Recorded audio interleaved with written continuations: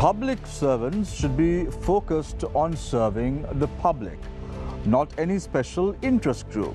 And good governance should be an expectation and not an exception. Good evening and welcome. This is Face the Nation. Our topic of discussion today is the Great Divide, the rural reality versus the urban myth. Joining us this evening on the show are Karunaratne Paramithana, former Deputy Minister, also the Politburo Chairman of the United Republican Front. Joining us this evening on the show is also Iran Vikramaratne, Member of Parliament of the Samajik Jana Balawegaya, Vijay Herath, Member of Parliament of the National People's Power, as well as Shanik and Rasmanikam, Member of Parliament representing the TNA. You can also join us in the conversation. The number to send your messages to is 076 656 5353. The number once again, 076 656 5353. To pose questions as the show goes along, on to my immediate left is Niresh Riyathambi, who is the Consultant Director of English News at Newsfirst. So let's get the ball rolling today with Karunaratne Paramithana, former Deputy Minister, as well as the Politburo Chairman of the United Republican Front. Your time starts now. What is your thoughts on our topic tonight? First of all, I wish to thank the organizing staff of the Face the Nation program for having us in this media discussion, giving us opportunity to air our voice with regard to the vital issues the country is facing today. In the same way, I appreciate your topic, the Great Divide, the myths, urban myths and rural realities. So, as we observe the panel, we can see a notable absence of the government side. However, we have to refer the policies and actions of the government given the relevancy, the issues we are talking today. So first of all, we have to differentiate the two sides. What are the real issues, what are the rural realities, and what are the mythical manifestation of those issues. So then only I think we will be able to have a fruitful discussion. You are very correct in identifying these two blocks, that is myths and the realities. Actually, if you look at the rural side, the ordinary masses of the country, there are a lot of grave issues. The economic downfall and the scarcity of water and the irrigation setup, the problem, the medical setup, that is the drop of the quality of the drugs and the shortage of the drug, and the electricity problem everywhere in the country. Like that, there are a lot of real issues. But we have to, unfortunately, as you correctly understood, there are mythical manifestations. If you look at the classic, I'll bring a classic example. There is a kind of dichotomy now. See, the government, the responsible ministers also, they are propagating this two sides, the dichotomy. That is, do you want the electricity or do you want the rice, the paddy production? Like that, they are now reconstructing the twisting issues. Those are the mythical side of the mythical manifestation of the issue. So, put it in a deeper way. I think former Minister Iran also will agree with me. There is a classical economic theory called comparative advantage theory in economics. Right now, it says that you can buy some products or service at low cost, rather producing it at a high cost in the local level. So it is advisable to import like that. So then some ministers say that rather than the production of the rice here at the local level, it is advisable to import rice. and you should give the priority to the production of electricity. Right. Like that, it is a myth. It is a myth comes from the, I think, urban elegance, sophistication. These are the myths. Like that, with regard to all the issues I previously mentioned, there are sort of mythifications. Very quickly, I just want to know now, is the United Republican Front part of the Samag Jana Balavegaya, or is it a separate independent group? We are independent party, yes. Independent party. Yes. So does that mean that when you all formed your political party on the 15th of May this year, you all have also intentions to contest an upcoming election or a presidential election independently or separately? It depends on the situation, right? It is premature to disclose our situation with regard to the upcoming elections right now.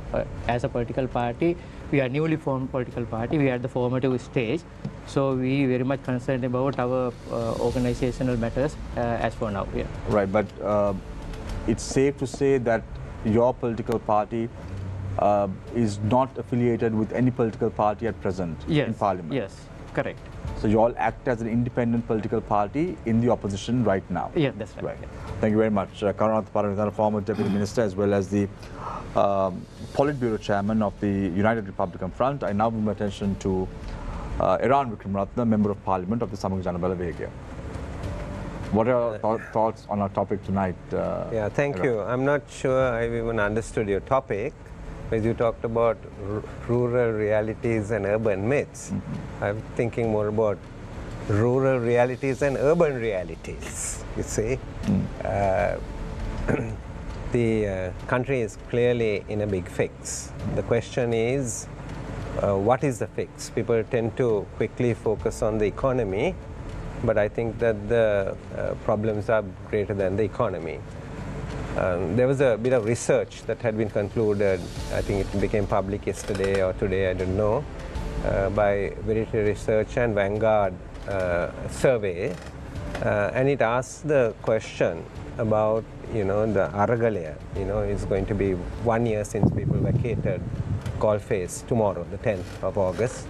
They were there for several months, right? And the question posed was, did they actually achieve the goals and aspirations for which those people actually set out there? And I think it was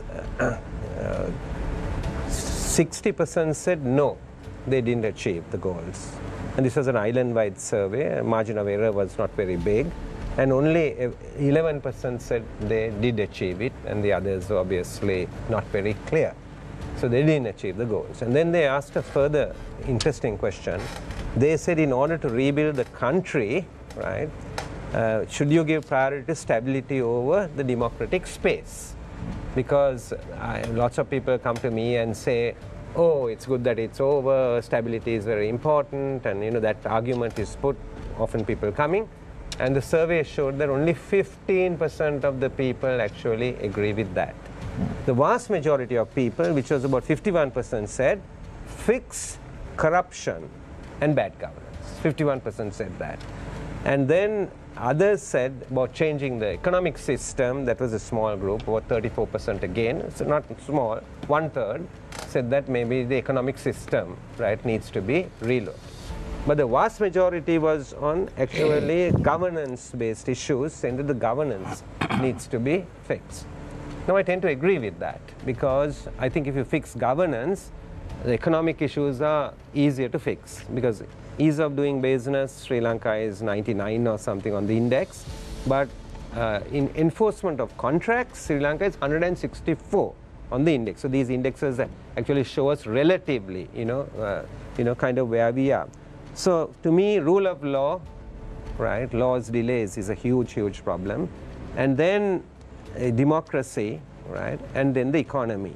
You say, and I would say in that order, because if you fix the two, the economy will naturally come in. Now, if you look at that thing about creating stability, right, because democracy, at least in modern theory, has the three pillars. You have the executive, you have the legislature, and you have the judiciary. What we have seen in the last few weeks in Parliament is a little troublesome and worrying. One thing that we saw was that the elections was postponed, the local government elections. MPs getting up and saying that his parliamentary privileges have been impinged on, and therefore the judges need to be called to a parliamentary committee to answer.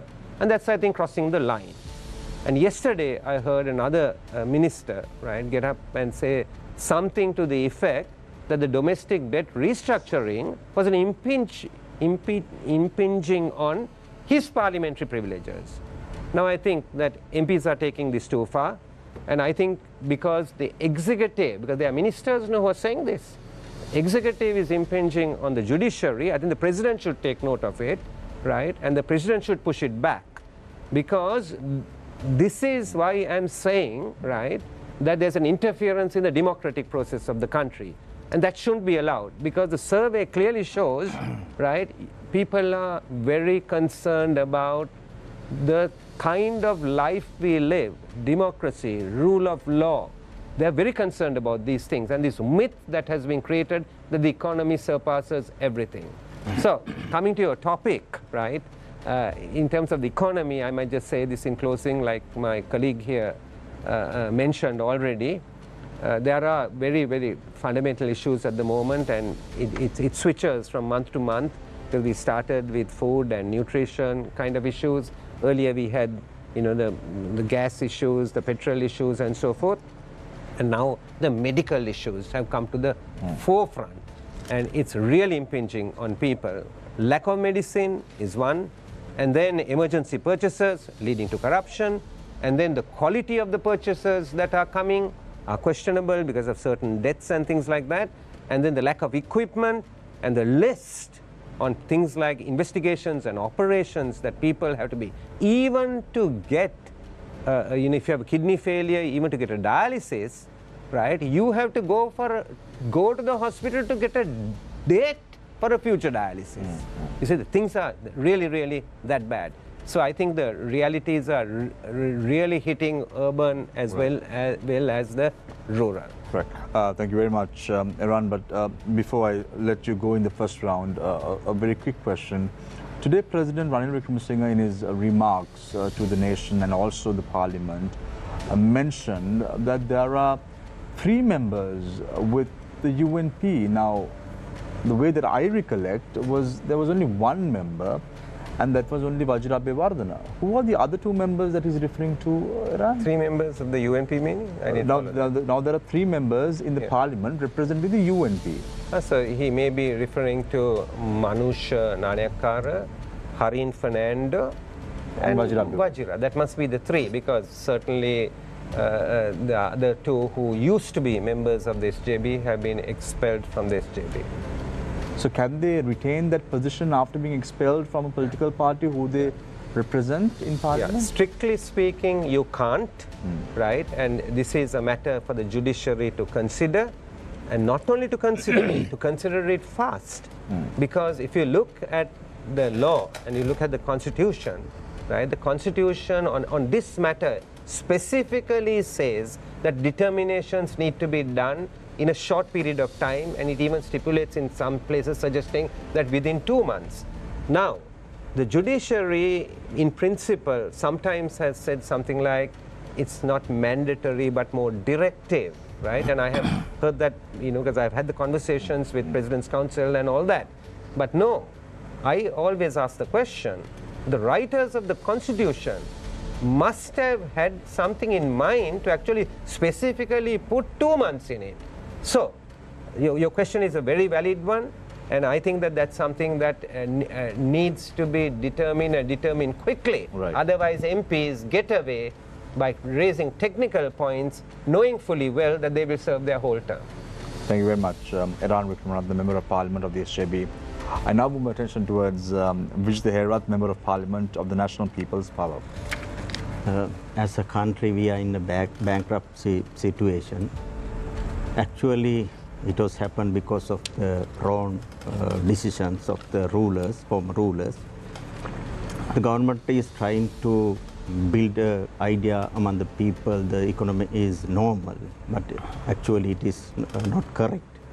As far as concerned the last year, the first quarter of last year and the first quarter of this year, our economy has collapsed by 11.5%, by 405 billion. Actually, we faced more difficulties in industrial sector. In that sector, the industrial sector has collapsed by 23%.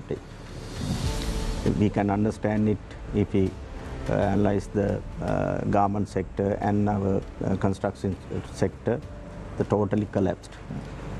Though there are no gas queues or other queues, actually our economy has collapsed because of the collapse of the domestic production.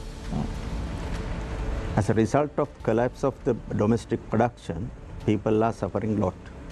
The farmers are suffering a lot, and large number of our peasants are suffering a lot, and the poor people who are living in the village level, they are suffering a lot.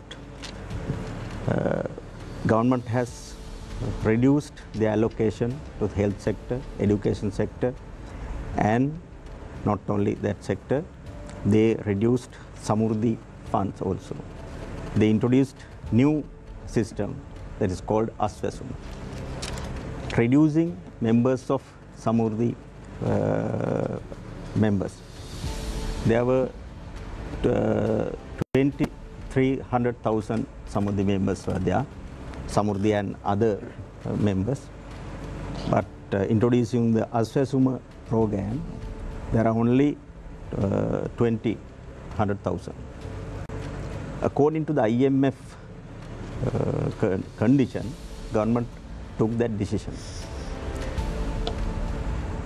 After suffering a lot, the Samurdhi members came before the streets and demonstrated. After that, government said to those people, don't be hurry. There is another mechanism. You can apply again, and some people can submit some objections and appeals.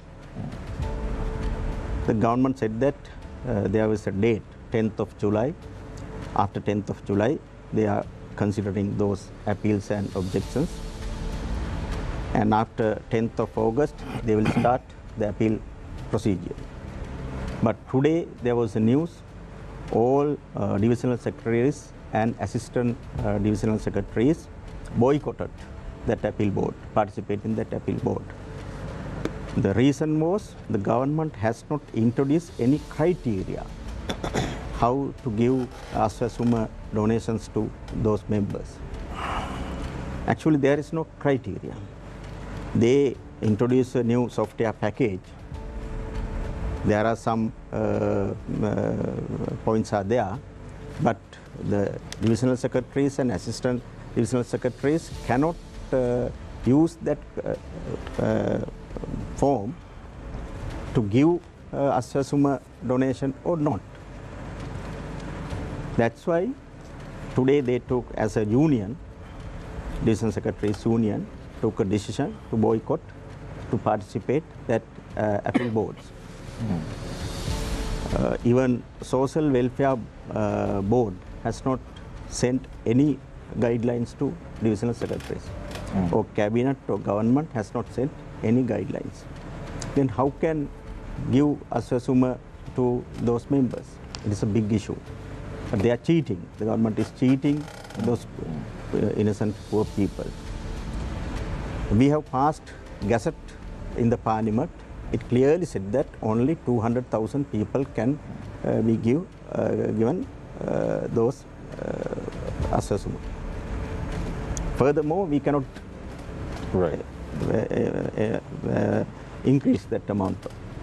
If we want to increase that amount, we have to ask from IMF, World Bank, can we increase or not?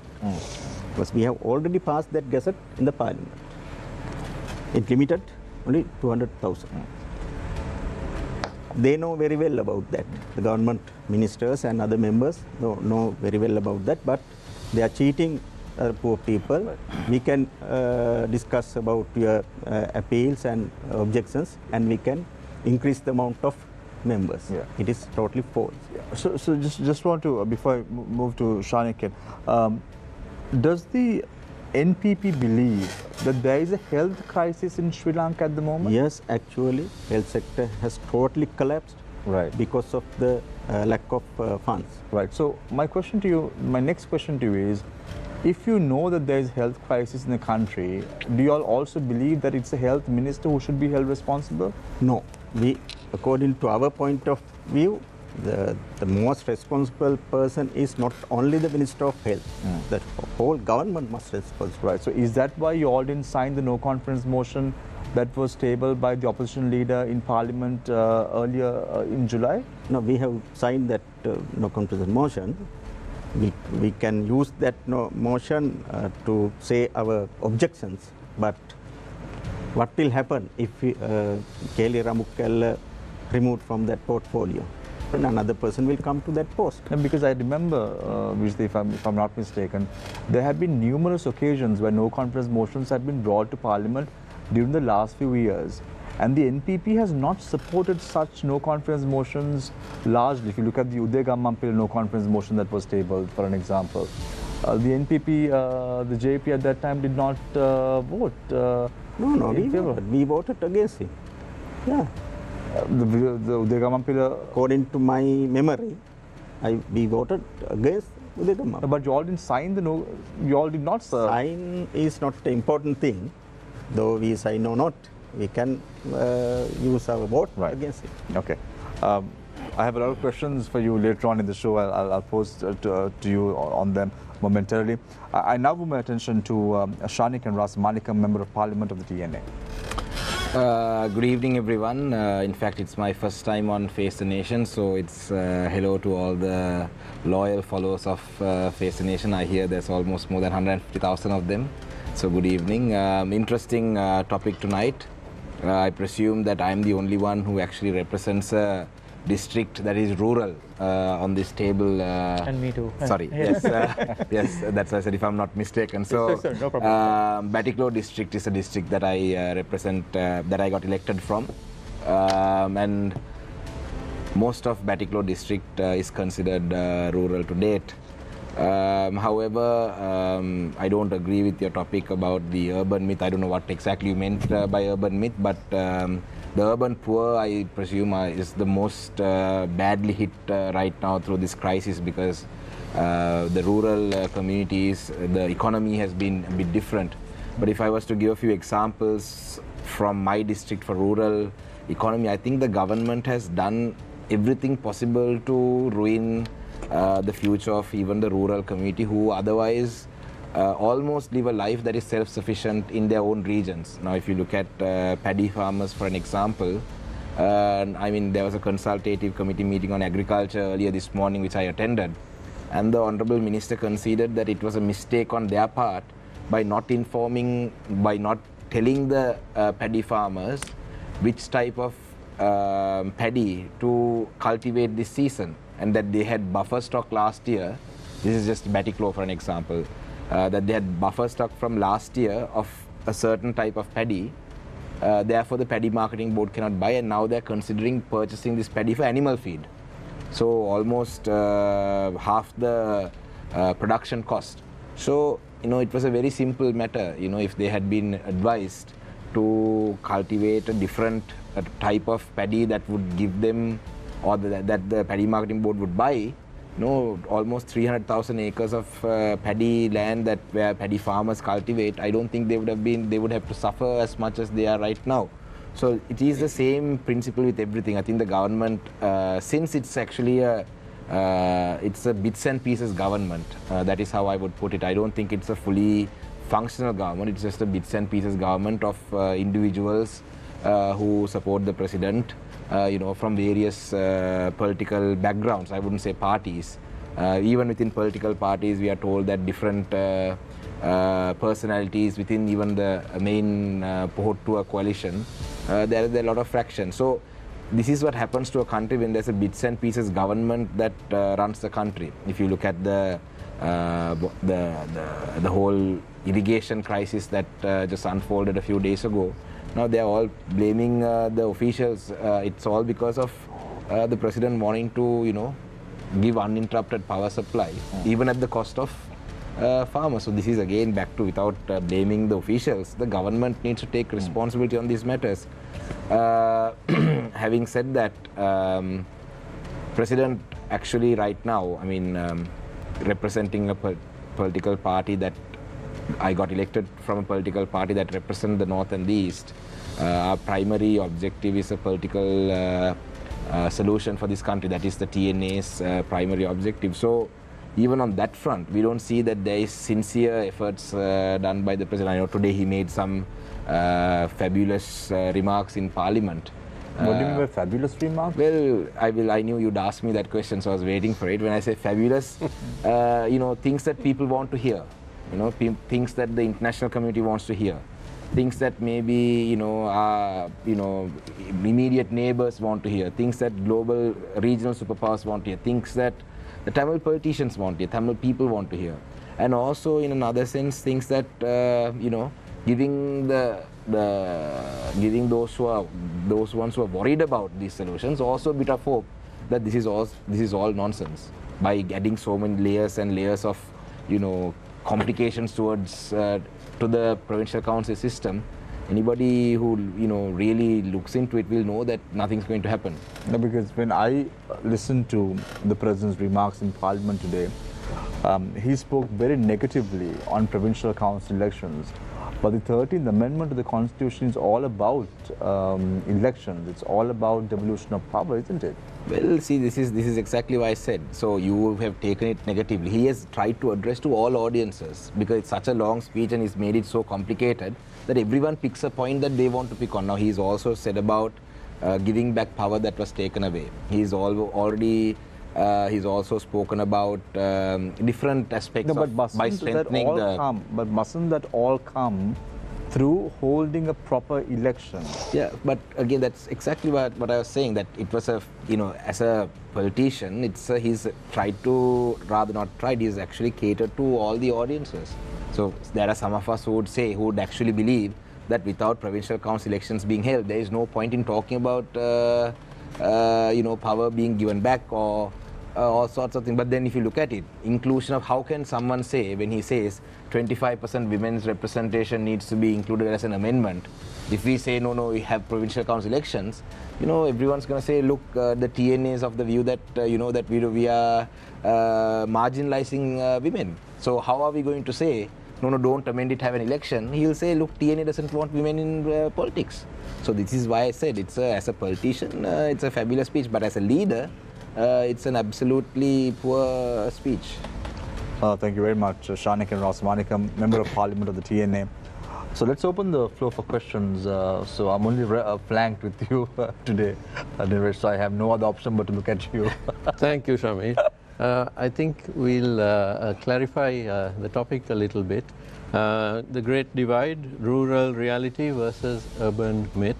The urban myth we are referring to is that many people in the urban area of Colombo are yet unaware or less aware of the reality of the people in the rural areas. And when we say rural areas, north, south, east, west, upcountry, all of it. We at News First are very much aware of what goes on in all these areas. We have hundreds of correspondents out there who give us daily reports. We also work with the grassroots villagers ourselves through our major program called Gammedda, which I'm sure you all have heard of. It's been going on for nearly 2 decades now, and we work in all 5 districts through it, and in the most rural, most desperate areas. So we get feedback from those people many years after we finish our projects. So we have a very clear picture of what's going on, and what has gone on for the past couple of decades or so.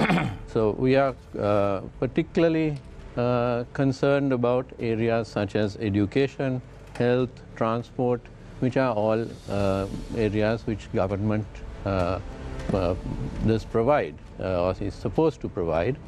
But over the past couple of decades, there has been very little improvement in these areas throughout the country. So this is where we wanted this show to focus on bringing a bit of reality to our urban viewers, because our viewers, they may go outside Colombo on weekends, but they don't venture too far from the highways, so they may not actually know the reality in the rural villages. So that's a clarification on the topic. So what I would ask Vijita as my opening question is, now with the farmers' situation throughout the country, but in particular we saw a lot of activity down south, what do you think is the solution to make sure that this doesn't happen again, because this will happen again, and it's something which, being a 70% agricultural country, I'm not sure of the number, but we are overwhelmingly agricultural, it certainly is very important going into the future. Actually, there may be drought in future also. Because of that reason, we must have a real power generating plan. Actually, there was such a plan. It was produced by the Electricity Board, so CEB, but all governments couldn't fulfill that generating projects because of various political reasons.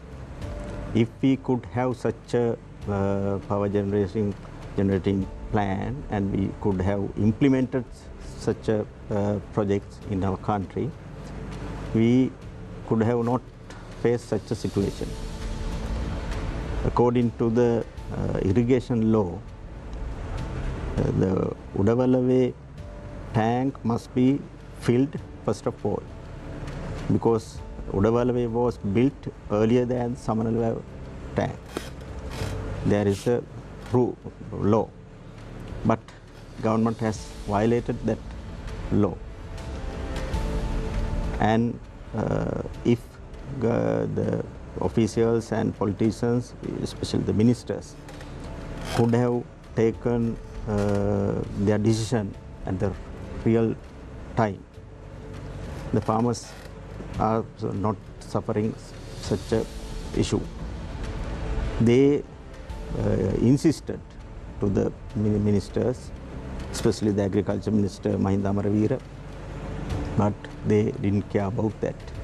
That's why they came to the street and started demonstration. After 15 days, government took a decision because of the demonstration and because of the media publicity. I think that is not the way. If there is a real genuine thinking about the people's grievances, if there is such a government, the government can give the priority to the farmers. But they did not give that priority to farmers. They only think about their hegemony, especially the Minister of Power and Energy. He is an arrogant minister. Because of that reason, the cabinet also couldn't take a decision regarding that matter. But we think if he... No, I understand. Now you're saying the minister in charge is arrogant and he is overruling cabinet decisions? Not, he is interrupting to take a cabinet decision. He was the person who thoroughly objected. According to cabinet minister's information. We cannot independently verify that, Vijay sir. Yeah, Yeah. it may be correct. But all other ministers publicly said that we supported to give water to farmers, but that minister and some others. We heard Minister of Sports saying that as well. He was against that move. Yeah. I think that is the lack of collective decision. I remember, which is the last year, your candidate also contested to become the president of the country, Anurkumar Dissanayake. How would you all have done things differently? Now it's been 1 year to that election that was held in Parliament. How would you all have done things differently if you all were within in the driving seat? Within a 1 year short period, we also face some challenges. I think we must have a short-term, mid-term, long-term plan for that, because we have faced so many economic and social difficulties during last 75 years. Therefore, if we will come to power tomorrow, let's just look at last year. Yeah. Last year, you all were contesting the election. Let's say hypothetically, you all won that election in Parliament, right? And you all had Anurkumar Dissanayake as the president of the country. Yeah. Hypothetically, what would you all have done differently to that of Ranil Wickremesinghe now? Actually, we can start a rapid what is called the production program in our country. How can you start a rapid production program in the country? Elaborate that a little bit. No, first of all, we must reduce, not completely stop the corruption and bribery in our country, taking tough action against them without considering their powers and their levels. We are taking that decision. So you are trying to say that even now corruption is taking place in the country? That's why that research clearly said that 51% of people clearly said that situation is there. Today also they are facing that.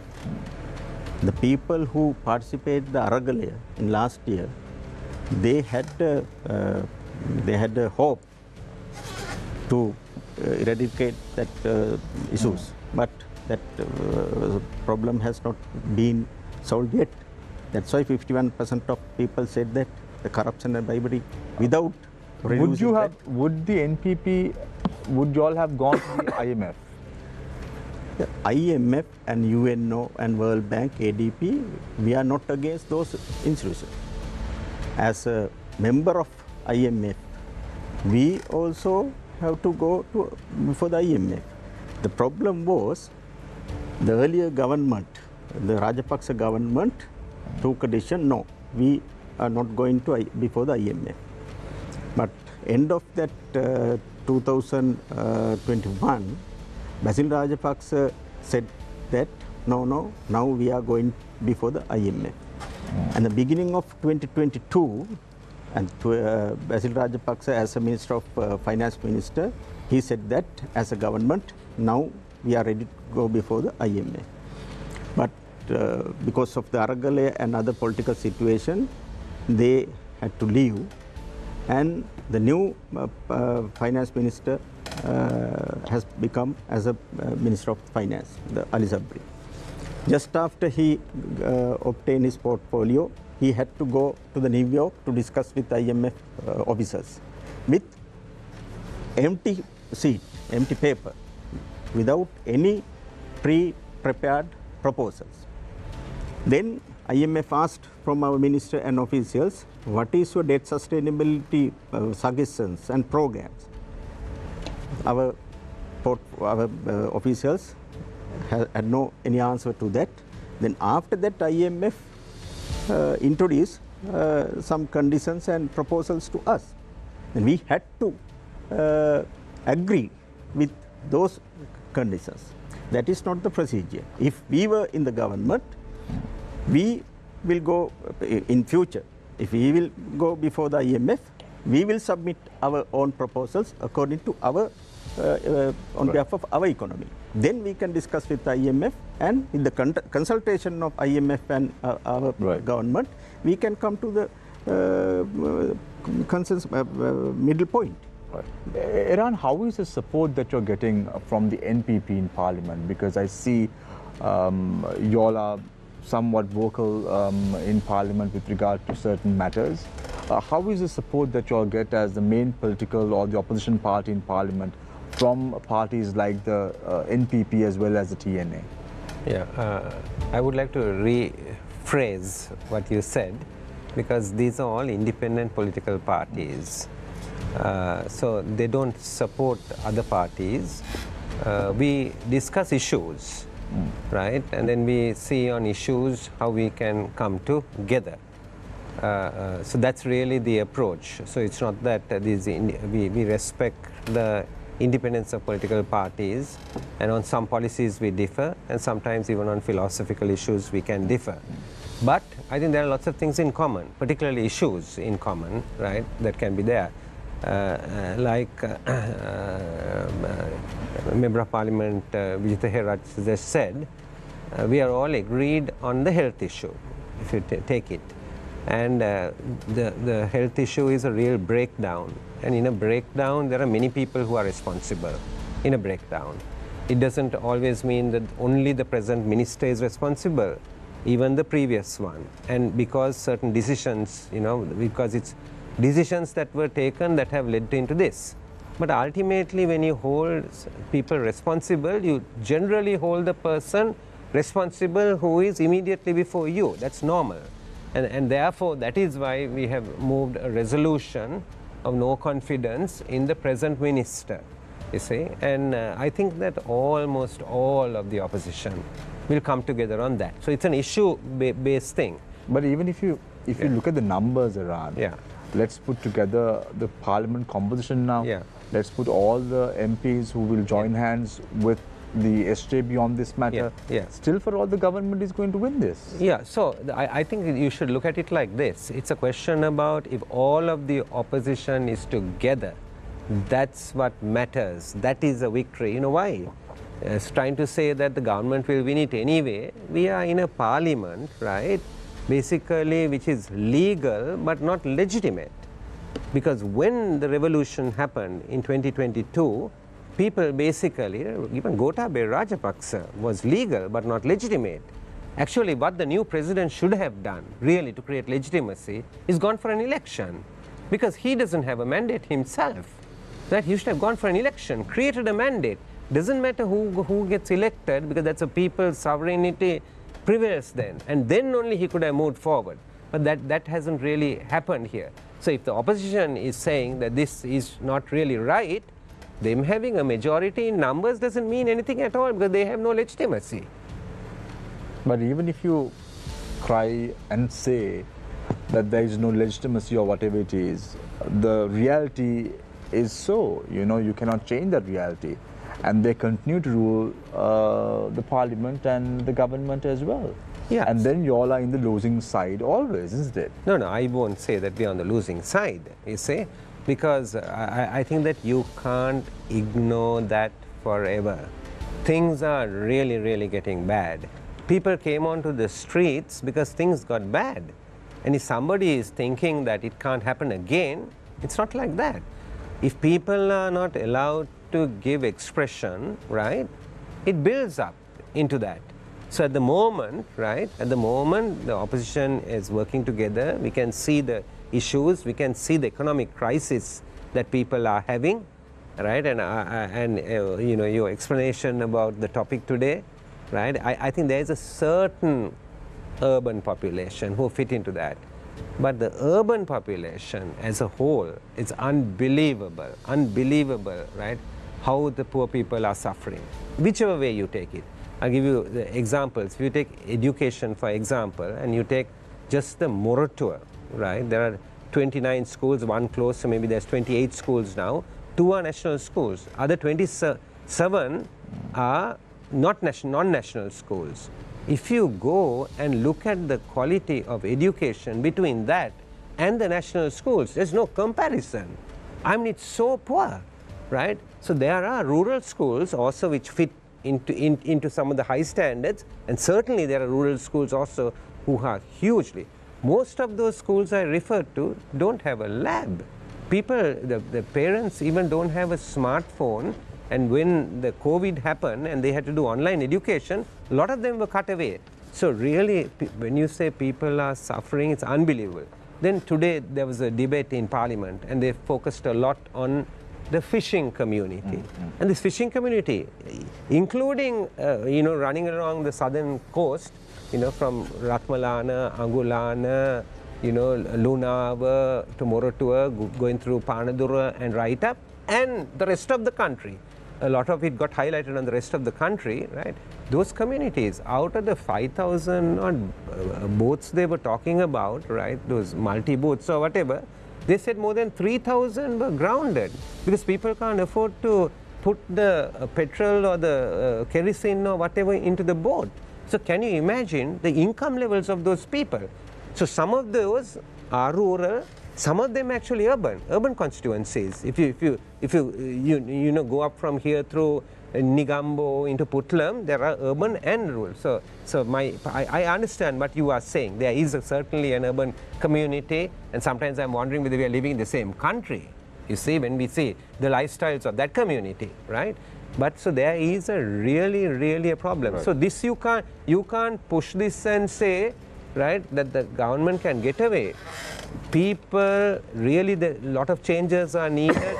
To make those changes, you have to have a mandate, you have to have legitimacy, and then only you can actually make those changes. So Shanikan, given the fact that the TNA is the larger political party in the northern east that represents the Tamil community right now in Sri Lanka, are you satisfied with the president right now?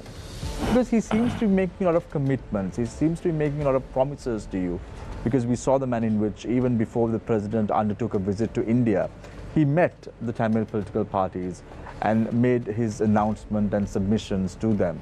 And even now, after going back from India, he comes and makes a special statement in Parliament and highlights the importance of devolution of power, highlights the importance of reconciliation, all big words, buzzwords. It looks all well and good on paper. Are you all satisfied with the president?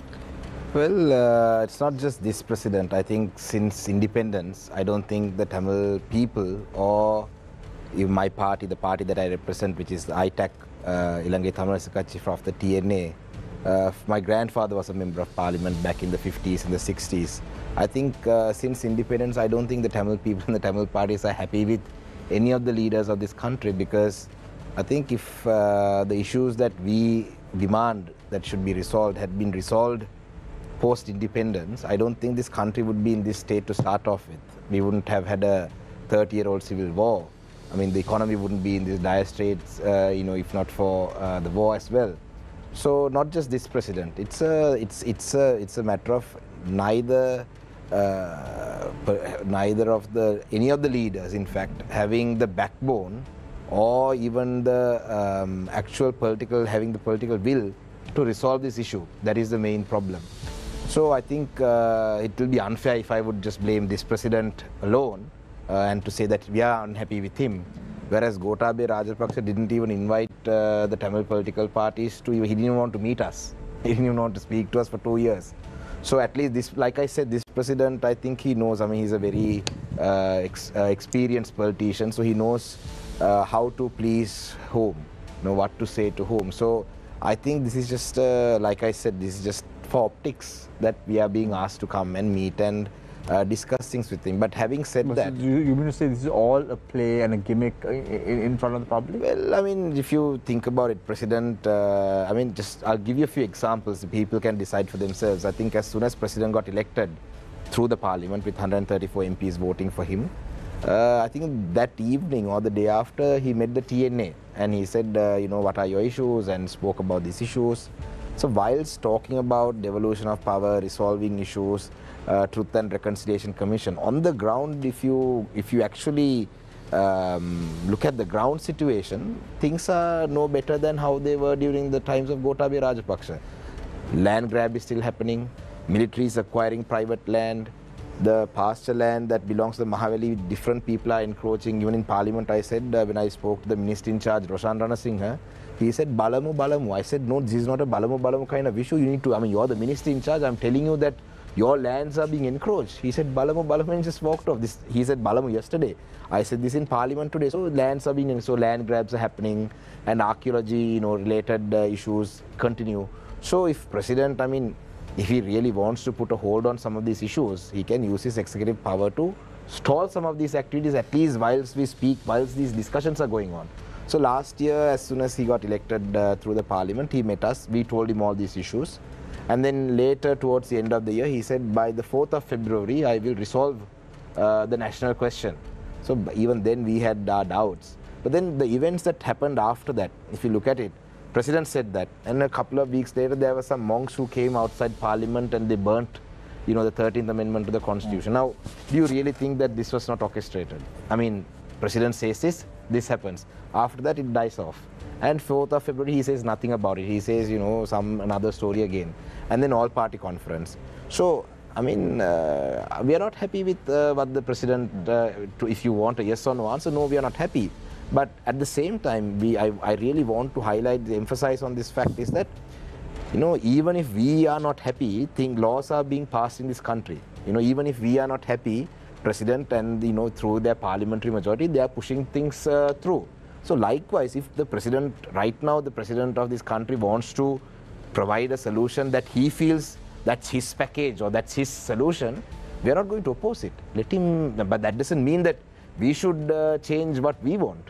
No, so you all want 13th Amendment to the Constitution to be implemented in full, because we heard the President Ranil Wickremesinghe very clearly saying that police powers will not be discussed, or it's not up for discussion if he looks at 13th Amendment in full.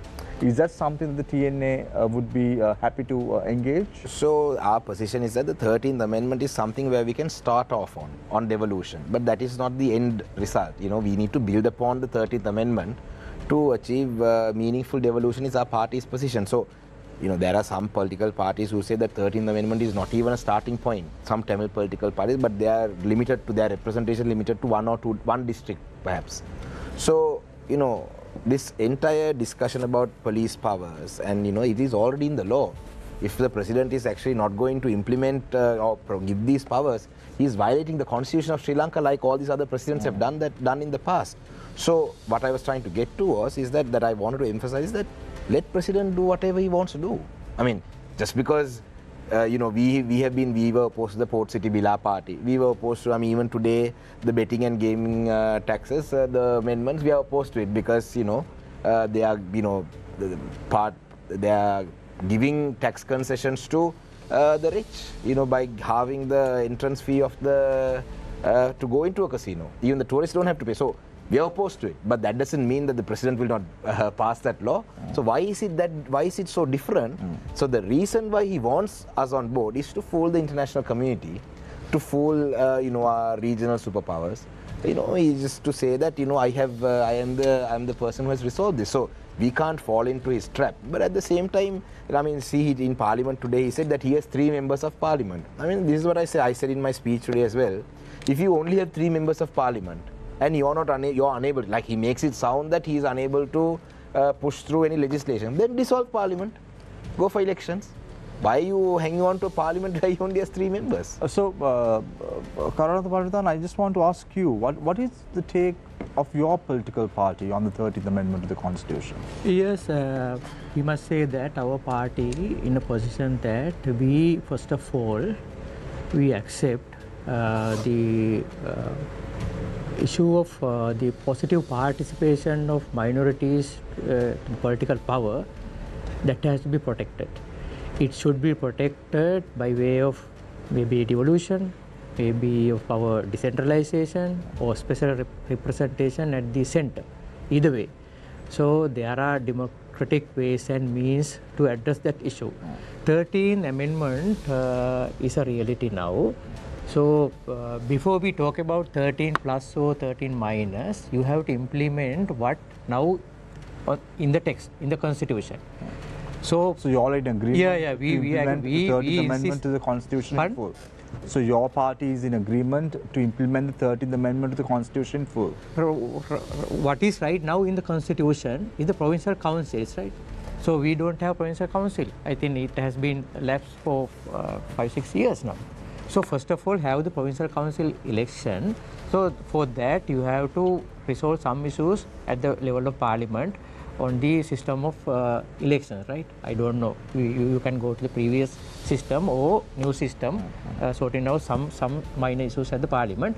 Anyway, before discuss about the other issues, first have the provincial council election. That is our stand in that regard. Yes. Right.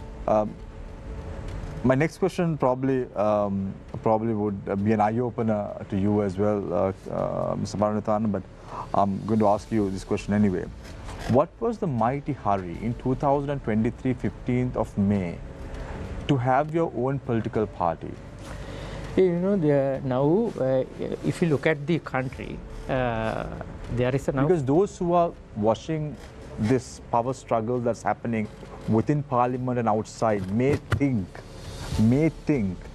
that even Partly Champikaranamaka also has political ambitions to become the president of the country, and he's playing a petty political agenda right now. That's his trump card. For those who think so, what's your answer? We don't think it in that line, right? There are 80-odd political parties. The number is big, right? Why you need another political party? Now, if you look at the political party system of the country, what is happening to the big parties right now? Those are, of course, any political party, it has its own wax and veins, right? But now, after this people uprising last year, now the all major parties, they are now waning, right? The country needs new political parties with practical solution to grave issues what we are discussing. For we thought that there should be a kind of fresh initiative in the political party. But if you look at it, Mr. Paranathan, we've seen matters like the Viyat Maga, for an example. It's not a political party. No, it's not a political party, it's a movement. Those were movements. Then we see now the NPP has, the JP is coming with a new name now. Yeah, the NPP what's wrong with that? No, there's nothing wrong. Yeah. But there are political parties right now in Parliament. In 2023, what was the hurry to have a new political party? Is it because your leader has political ambitions to become the president of the country? I think political leaders, they have political ambitions. You can't help for that, right? Everyone wants to become political president, ambition is a good thing. Everyone wants to become president. It's a good thing. You don't simply reject the prevalence of political party. It is a byproduct of democracy. Political parties, prevalence of political parties. So in that essence, there is no problem with political parties. The problem is with agendas that these political parties have. Look at our agenda then, right? We are providing some practical solution of the grave issues in this country, right? Everyone is providing, no? NPP is providing practical solutions, SJB is providing practical solutions, DNA is providing practical solutions. Now United Republic Front is also providing practical solutions. Yeah, that is the beauty of the democracy. Now, who must the people believe? The people believe people have to vote at the elections, right? That is the beauty of democracy. You can't simply outright reject the prevalence of political parties. Because if you look at it now, the SJB has said that they are going to field their own candidate at a presidential election. So good, yes. The NPP also, they might field their own candidate. Yeah. Now you don't know where it's going to be. Maybe you also should. So that Thank you very much for that. But keeping that aside. So take this as a beauty of democracy, right? You can't outright reject that. In that sense, we form our own political parties. But it is the situation will determine factors that whether we are going to form a coalition, enter into coalition. It is up to it's a future issue. It's premature to... So, if that is the case, let's say your political party also envisages one day to become, hold the top job in the country, the presidency. Yeah. How would you all solve the national issue? National issues, you mean the Tamil national issue? Yeah, that's what I said, that we are very much clear on that issue. The positive participation of the minority in the political power of the country has to be protected, first of all. There are many ways and means of, according to in the framework of democracy, to address this issue. That it may be power devolution. So we have that, right? Power devolution. Decentralization of power. Is federalism something that your party is looking at? We have not discussed the issue of federalism right now.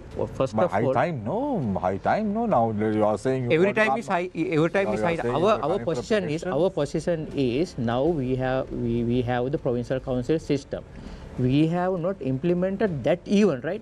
First of all, we have the provincial council. Then there will be a fair discussion. I'll ask Shanikan if you don't mind, Mr. No problem. Yeah, Go ahead. Shanikan. I wish I had your job. Is that something, Shanikan, that you all are willing to look at? A discussion and federalism, let's say partly Chambika Ranawaka as a political leadership, because your political party plays a big role when it comes to the North and East. Is that something that you all will look at? Because it will be very crucial at a national election. Well, I'm not the party's official spokesperson, so I can't speak on behalf of the TNA. But what I would say is that I think we should look beyond individuals and names. That is what I would say. We should look at the working plan that whoever puts forward, what their solutions are. Are the leaders brave enough to articulate their positions on key issues like the national issues, you know? Are they actually willing to go to the voters and say, this is what we are going to do on accountability? This is how we are going to resolve matters in terms of human rights violations that the country is accused of, you know, pre-election.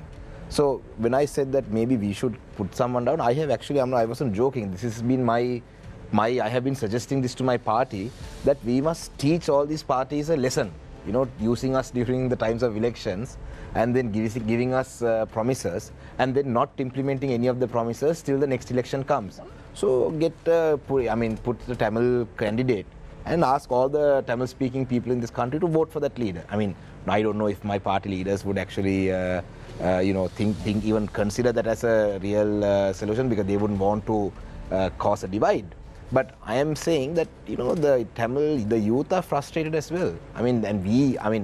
I am a member of parliament now, but the question that I get asked a lot is that what has our party done for the Tamil people in terms of achieving a solution? They know that we work hard, and what we can only do is we can only try, we can only participate in discussion. So, I mean, whoever that our party should support, I would say should support a party that has a clear vision and are willing to articulate their position before the election, not just an hidden agreement inside a closed door, but publicly say it. I think last time, there are some political parties who actually included some of the solutions in the manifesto as well. Now, Mr. Paranavithan, you mentioned the beauty of democracy being elections. So would that mean that the non-holding of elections would be the ugly side of democracy? No, we don't agree the issue of non-holding election. We are insisting the government to hold the elections. It has been suspended right now, the local government election and the provincial council election. We openly declare that it has to be now those local government institutions should be in operative, right? So that is our position. That is the beauty of democracy. My point was in response to him, that beauty of democracy was you can't reject the prevalence of political parties in this country, right? That's why I wanted to mention. But I would like to refer your earlier comment, Niraj, that now you mentioned that there is a segment of people who are unaware of the political issues, problem. Yes, you can't help that. Anyway, there is a segment of people unaware of anything in this country. But if you look at the topic of the discussion today, there are rural realities we have enough discussed, and there are urban realities, and this is the problem.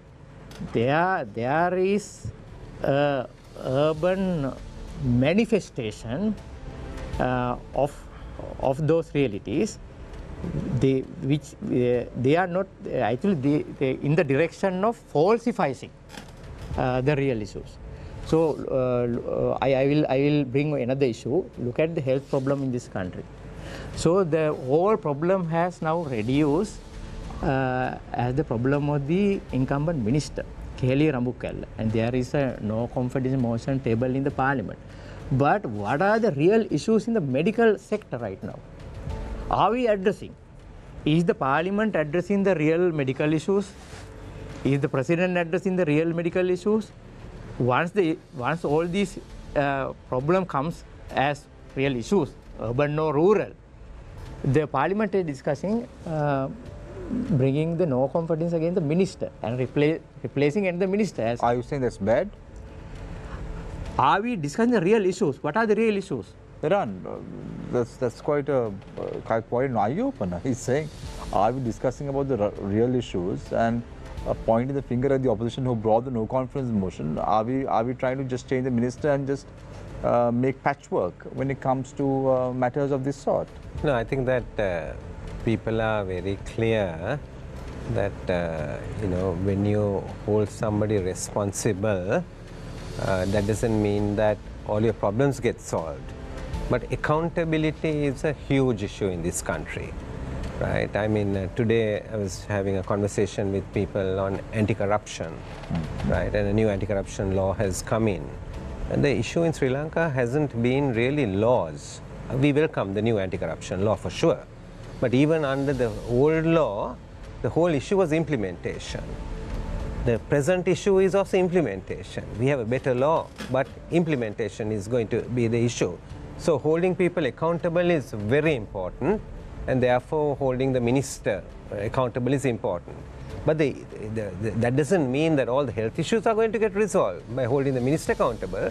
We have to actually get into the details of it. So there are lots of details there.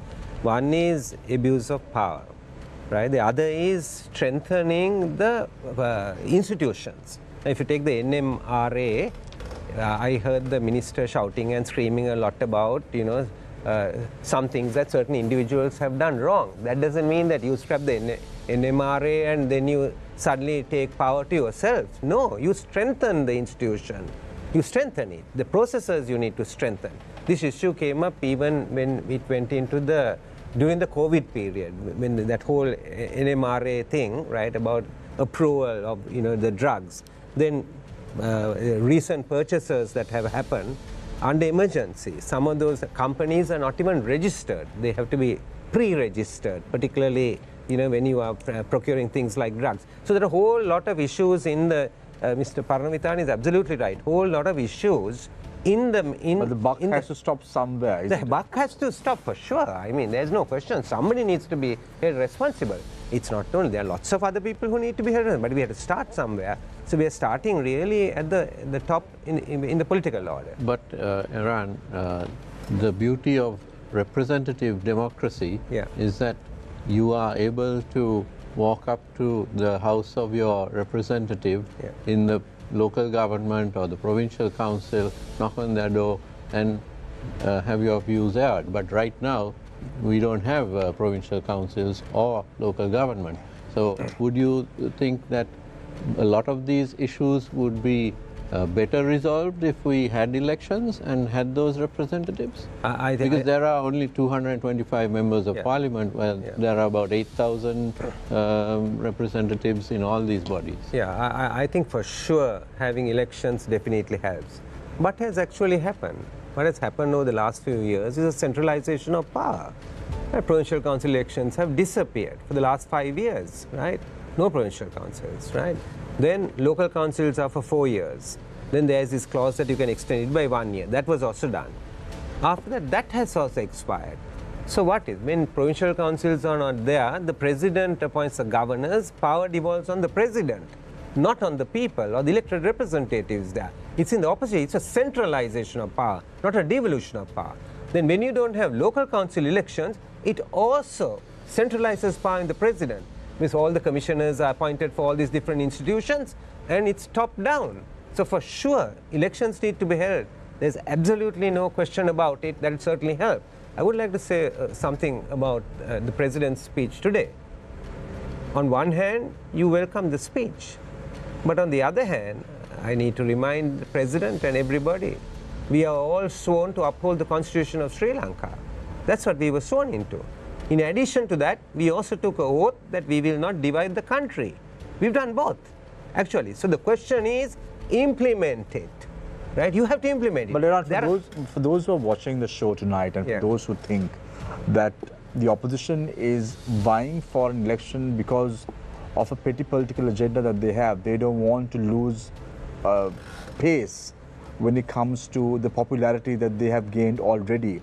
Now that is a question for even for the NPP for that matter. Now, if there was a local government election probably in March or April, there were notions that the NPP would have gained a lot of momentum at an election of that sort. Do you think, Vijay, that that pace that you all had the last few months have now faded away, and you all have lost that that push that you all had at an election campaign?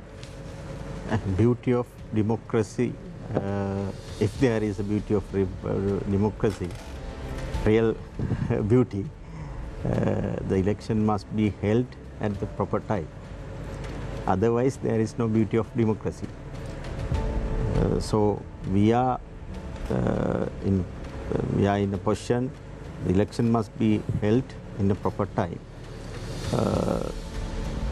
As I want to answer your question, the momentum has lost or is continuous. How can we say the momentum has gone down? We cannot say. If there is election, we can show it. Otherwise, we cannot. People wants to change this political system. Because we saw, Vijay sir, there was a rapid amount of work that was done by your councillors in the months of February and March. Yes. There was a lot of work, there was campaigning, you all were on the streets, you all were talking about people's problems. Now we're talking about the 50% increase in electricity tariffs, water tariffs. Who's talking? No, we are.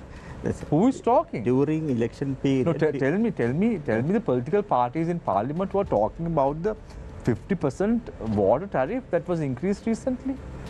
Yes, we are talking that issue. We are doing some demonstration activities also. Health issue. Health issue, yes. Health issue we agree. But talk about the water tariff, just tell me when. When have you all organized this? I want to know.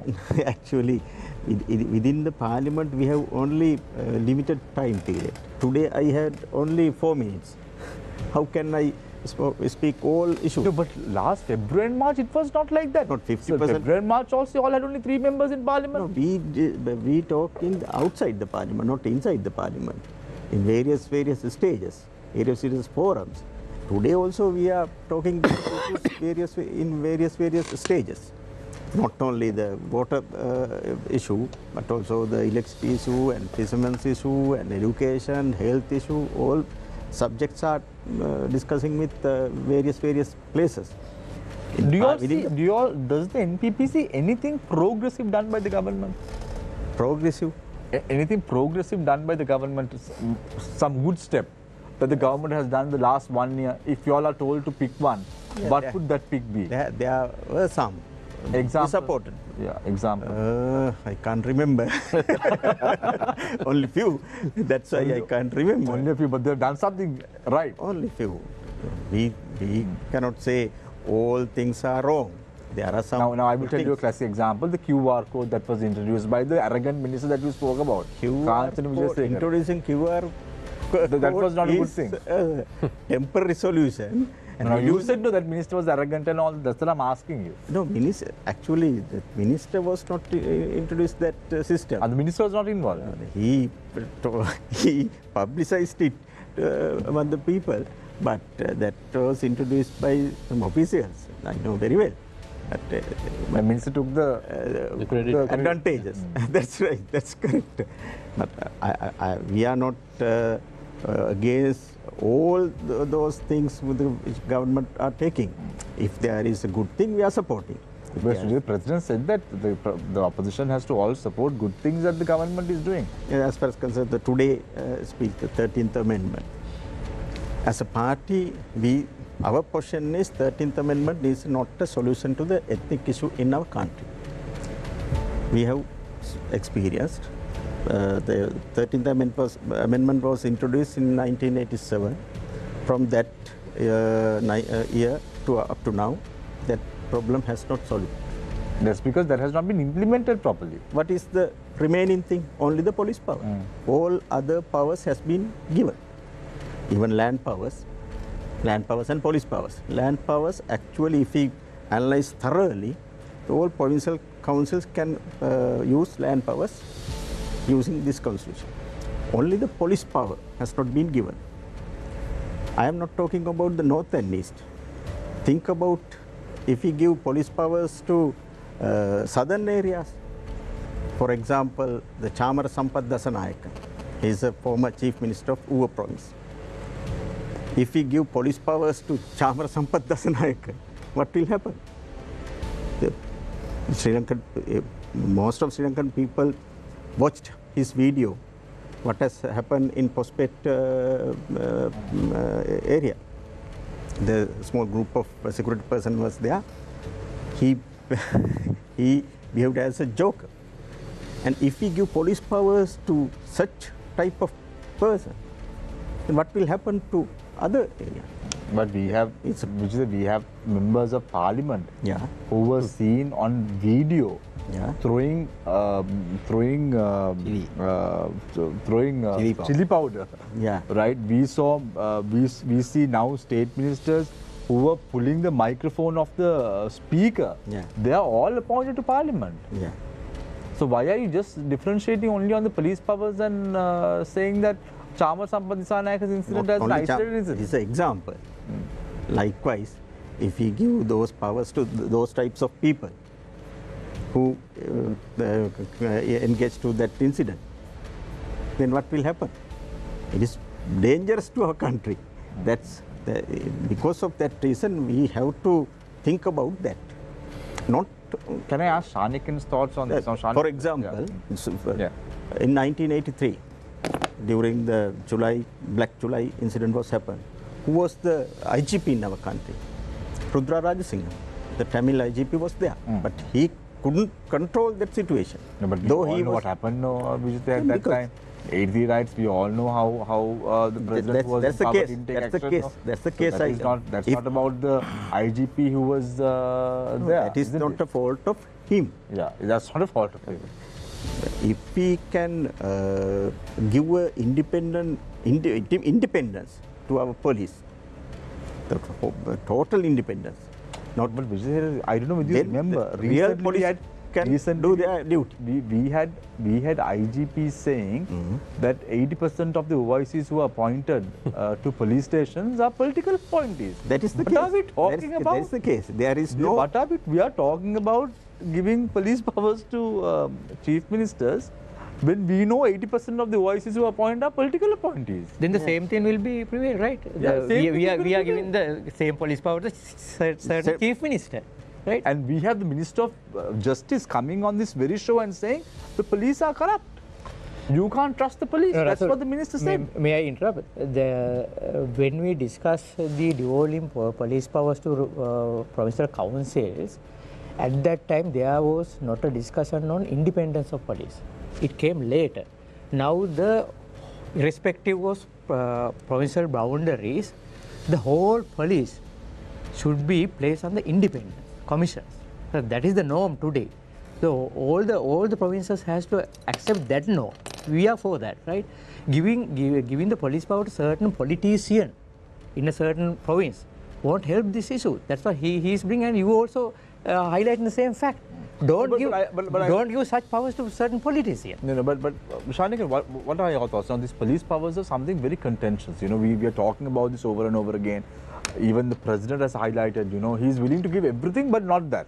But I remember Mahinda Rajapaksa was talking about 13th Amendment plus. We have to go beyond the 13th Amendment. And I don't know what that beyond part was or the plus part was. That's something to be discussed on a later date at a different forum. But what are your thoughts on these police powers itself? I think there's a huge misconception about police powers. In fact, we had a meeting this afternoon with the Minister in charge of Public Security, Honorable Tiranalas.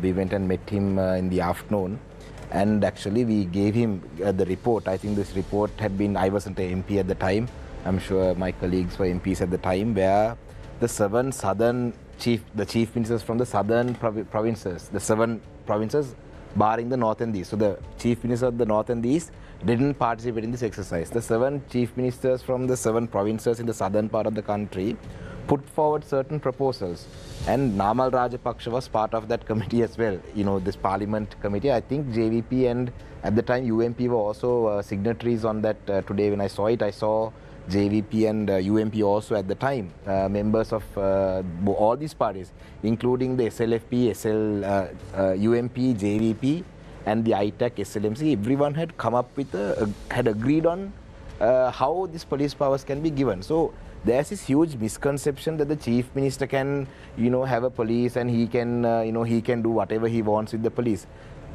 Even the provincial police will come under the IGP. The IGP will be the one who will be. It's just that I think the chief minister will, the appointment of the DIG for the province will happen with the concurrence of the chief minister of the province. That is the only difference. So the misconception is that people think that now let's say the northern province has its own police force, that that they can have their own uniform and that they can recruit as many people as they want and that they can buy weapons. It's all wrong. It's unfortunately it's a misconception that has been given to the masses. So I think this contentious topic of police powers has been just thrown out there so that political parties fight amongst themselves, right?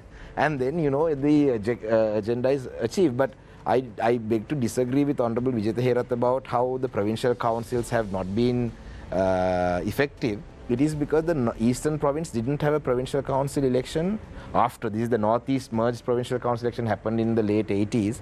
After that, till 2008, there was no Eastern Provincial Council. And in 2008, the war was still not over. And only Pillayan, his party contested that provincial council from the Eastern Province. Up until 2013, there was never a Northern Provincial Council.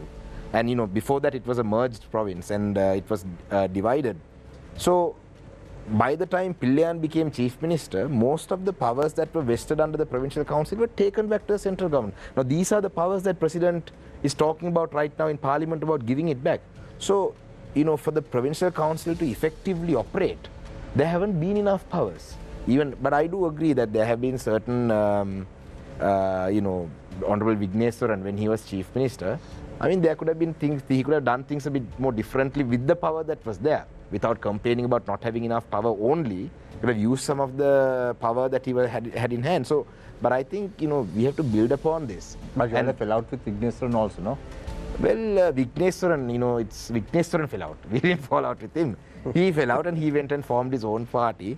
And I think he'll probably fall out of, Parliament and, any political office very soon after when he contests another election. Because he is seen as he's basically. That's how you all want to. No, not really. I mean, he was the only Tamil politician from the north and the east, from the opposition, who weren't part of the government, who supported Ranil Wickremesinghe when he contested for presidency through Parliament.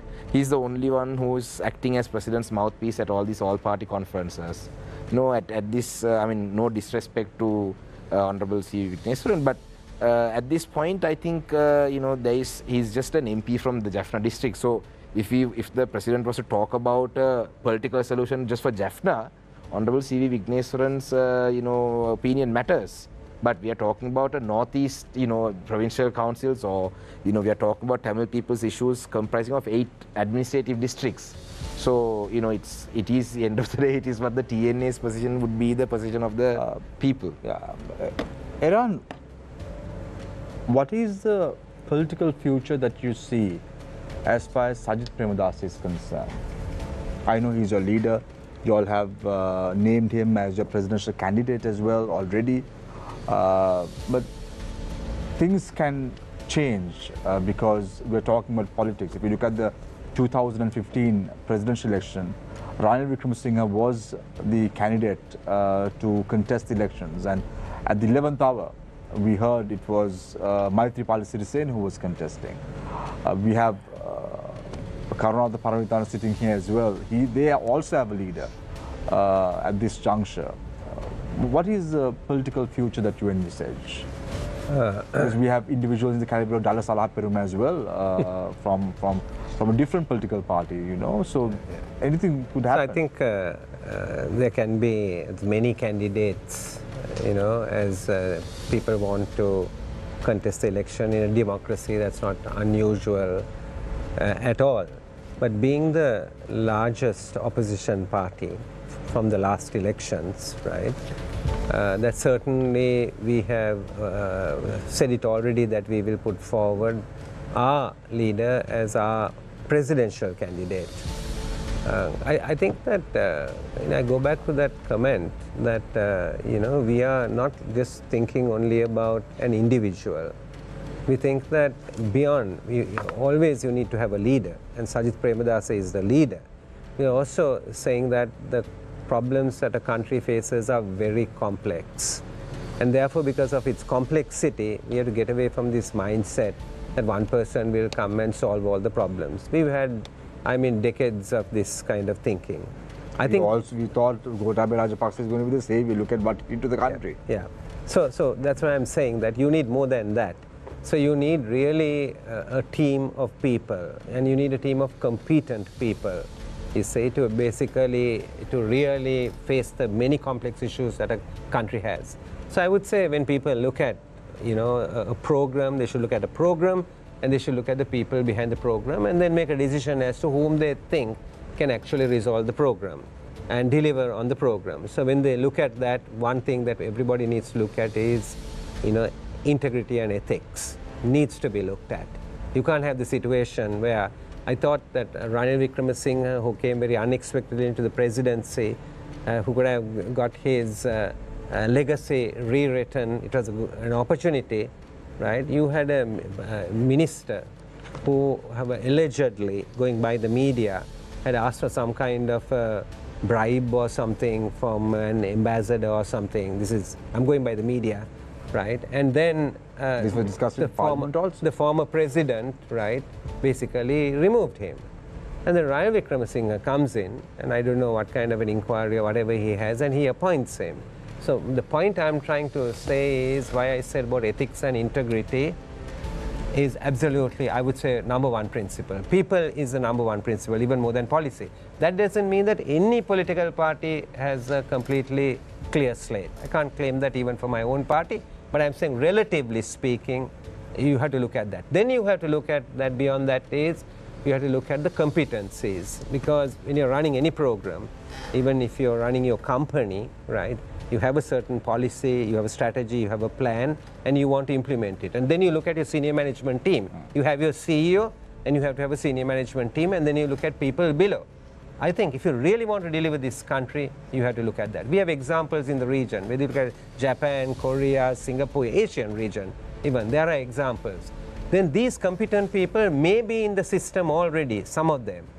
Some of them are not in the system. We need to increase those people coming into the system if we really want to deliver this. There are so many examples of how countries have been transformed.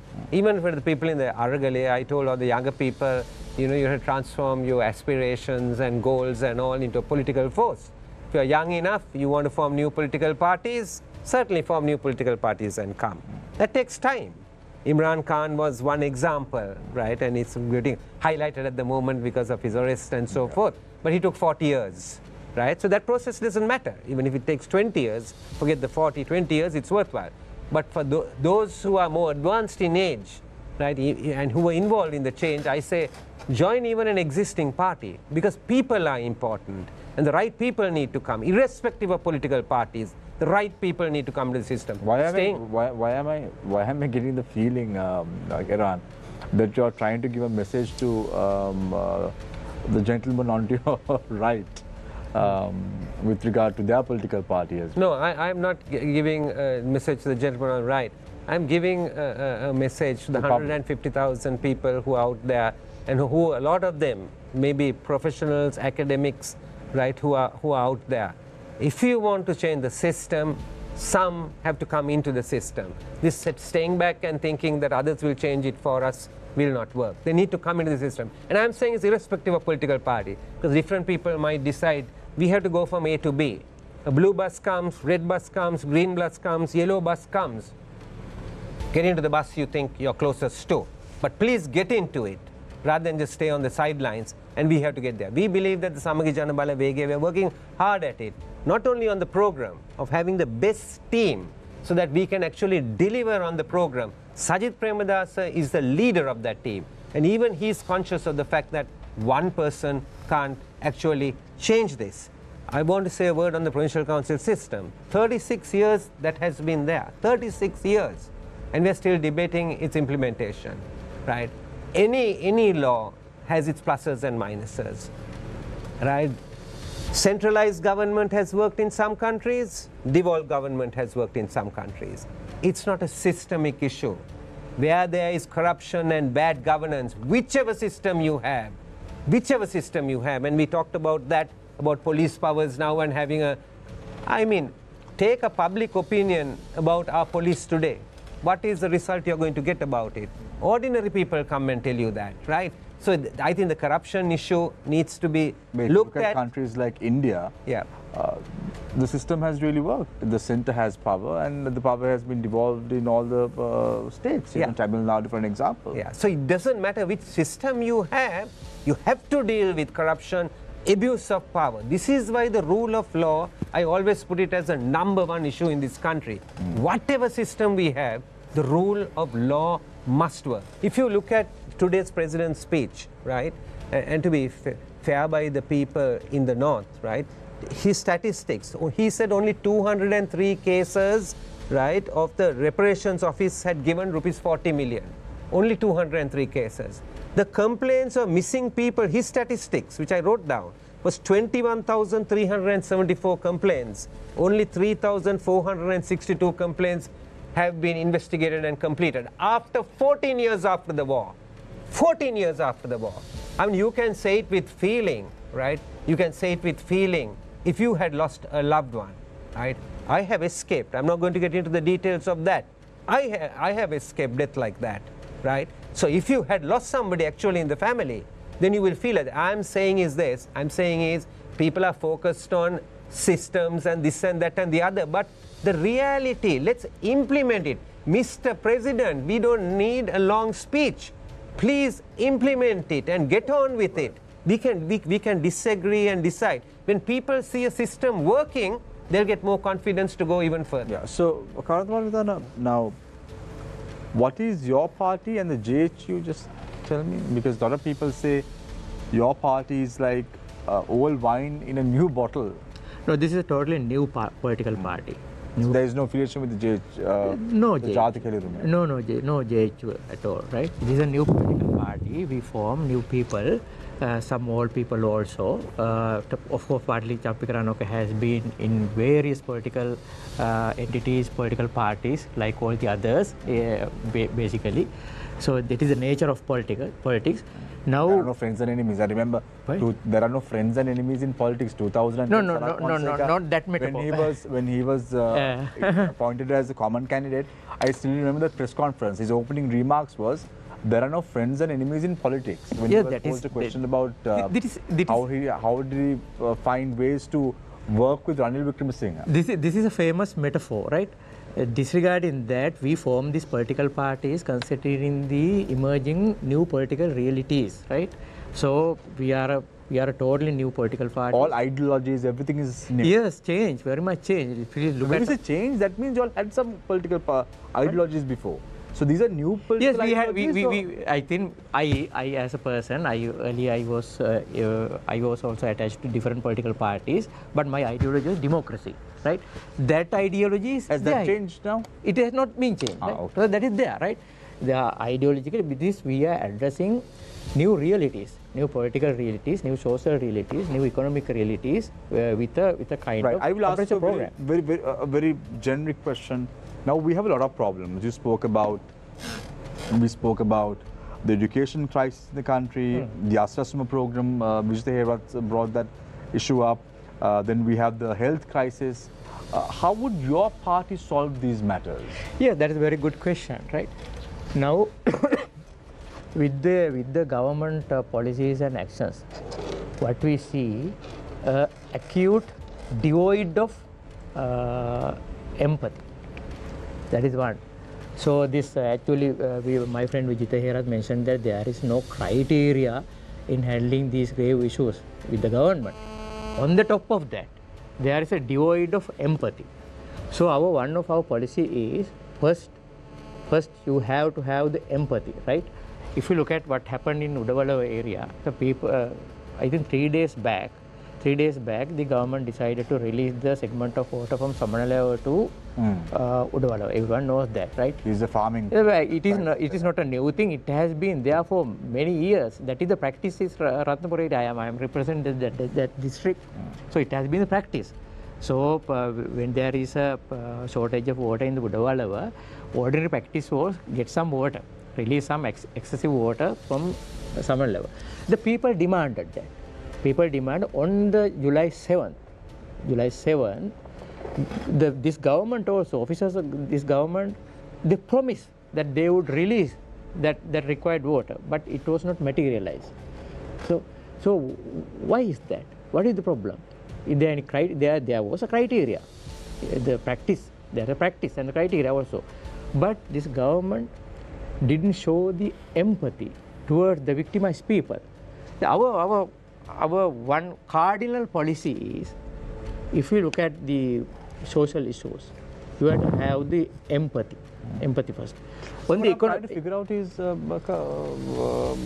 Bharanathan, now, when matters of this sort happen, now, when there is not enough water, then when there is a need to buy emergency power, suddenly the Norochole power plant breaks down. Actually, I am not expert on what is. But your leader. Yes, he's fully aware of that. But yeah. as a person, I am not in that background. Also, my background is political science and social science. So I am not. I am not in a position to detail what's happening in Noracholi. But the power and energy policy, we have a sound power and energy policy in our party. We are developing that. So, with regard to the economic downfall of this country, we insist that we emphasize the fact that this country should be above all income generating country, right? So some parties they don't look at that aspect. They only. When you say some parties are not looking at that aspect. It is highly. That can be a kind of unbecoming practice to mention some certain political parties, but not the SJB or the NPP or the. I am not mentioning that some parties they are not that much concerned about the income generating in the country. So our prime concern is the prime concern of the Republican Party is the income generation. So we give the first priority for that. And the economic justice, that's what we are lacking here nowadays, right?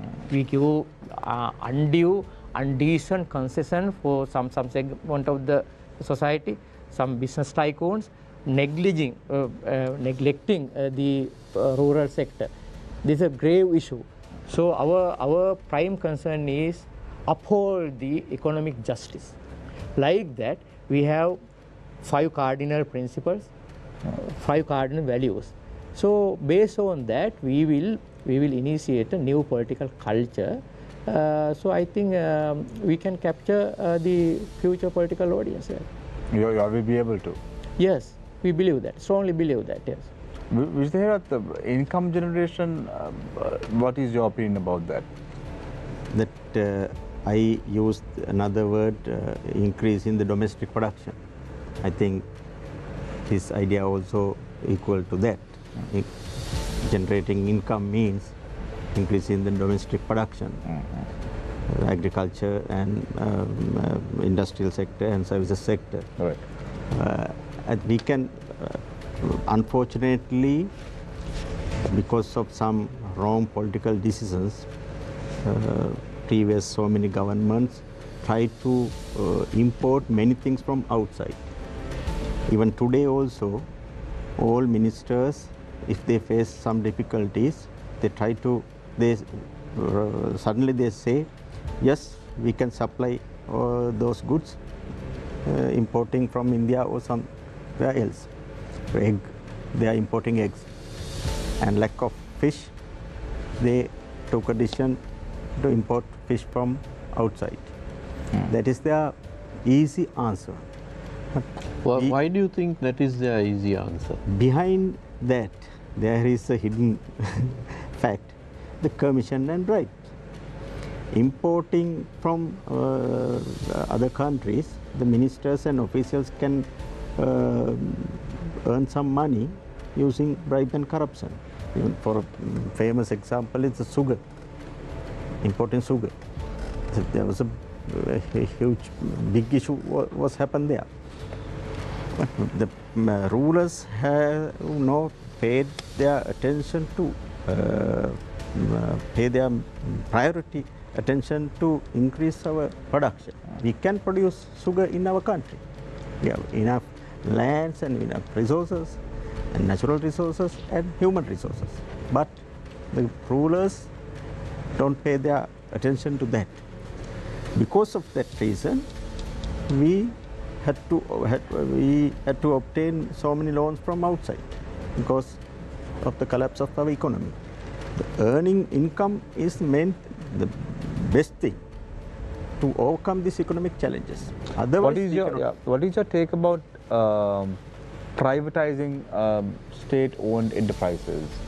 There are some, because of the collapse of those institutions. As a principle, we are not agree with that. But if we take the Lanka has faced so many difficulties. In that case, specific case, we will consider that case, and we have to actually not privatize, we can restructure. The management can be given to private sector, the ownership must be held by the state. But now, for example, IOC is an Indian government company, but the management is different. Using the private sector management system, we can maintain those. But if you look at the board of directors of Sri Lankan Airlines, so most of them are tycoons in the private sector. But political appointed director boards, though they are belongs to private sector, there are Sri Lanka Telecom and Sri Lanka Insurance. What's your take? Sri Lanka Insurance also, we cannot say it's total private. Half of that is private. I think 49% private and 51% government. But the political interference was there. No, but what is the NPP's position on privatizing companies like Sri Lankan Airlines, Sri Lanka Telecom, and also Sri Lanka Insurance? What's your take? Because right now the debate is about privatizing these state institutions. No, we are not saying all those state-owned enterprises must be privatized. But you all agree that, does your party have an opinion with regard to government getting into businesses? What's the thing? Some key areas, the power and energy and financial sector. Our position is those areas must be run by the government. Some other areas we can think about that. You also mentioned that most ministers are corrupt. Yeah. So then we have in this government and this situation, but it is totally different from our government. But predominantly, whatever government that has been there has been corrupt. No, that is the difference of NPP government and this Rajapaksa government. If there is not a lot of people say that NPP doesn't have a clear vision for the country. Now, actually, we have. If you look at it, you all criticize always. No, we are criticized, and we have. But you all have a plan. We have. What would be your income the exports and income generation for the country? What plan do you have for that? Within 2-3 minutes, I cannot explain to whole. Tell one. And because right now everything seems to be going wrong, so we'd love to have. You asked a question from me. Was there any supportive proposals which was taken by the government. Yes, today itself, the Fisheries Minister brought 4 gazette notifications. We supported totally today. We did not oppose that. I remember that actually the bribery and corruption must be eradicated first of all. It must be done first of all.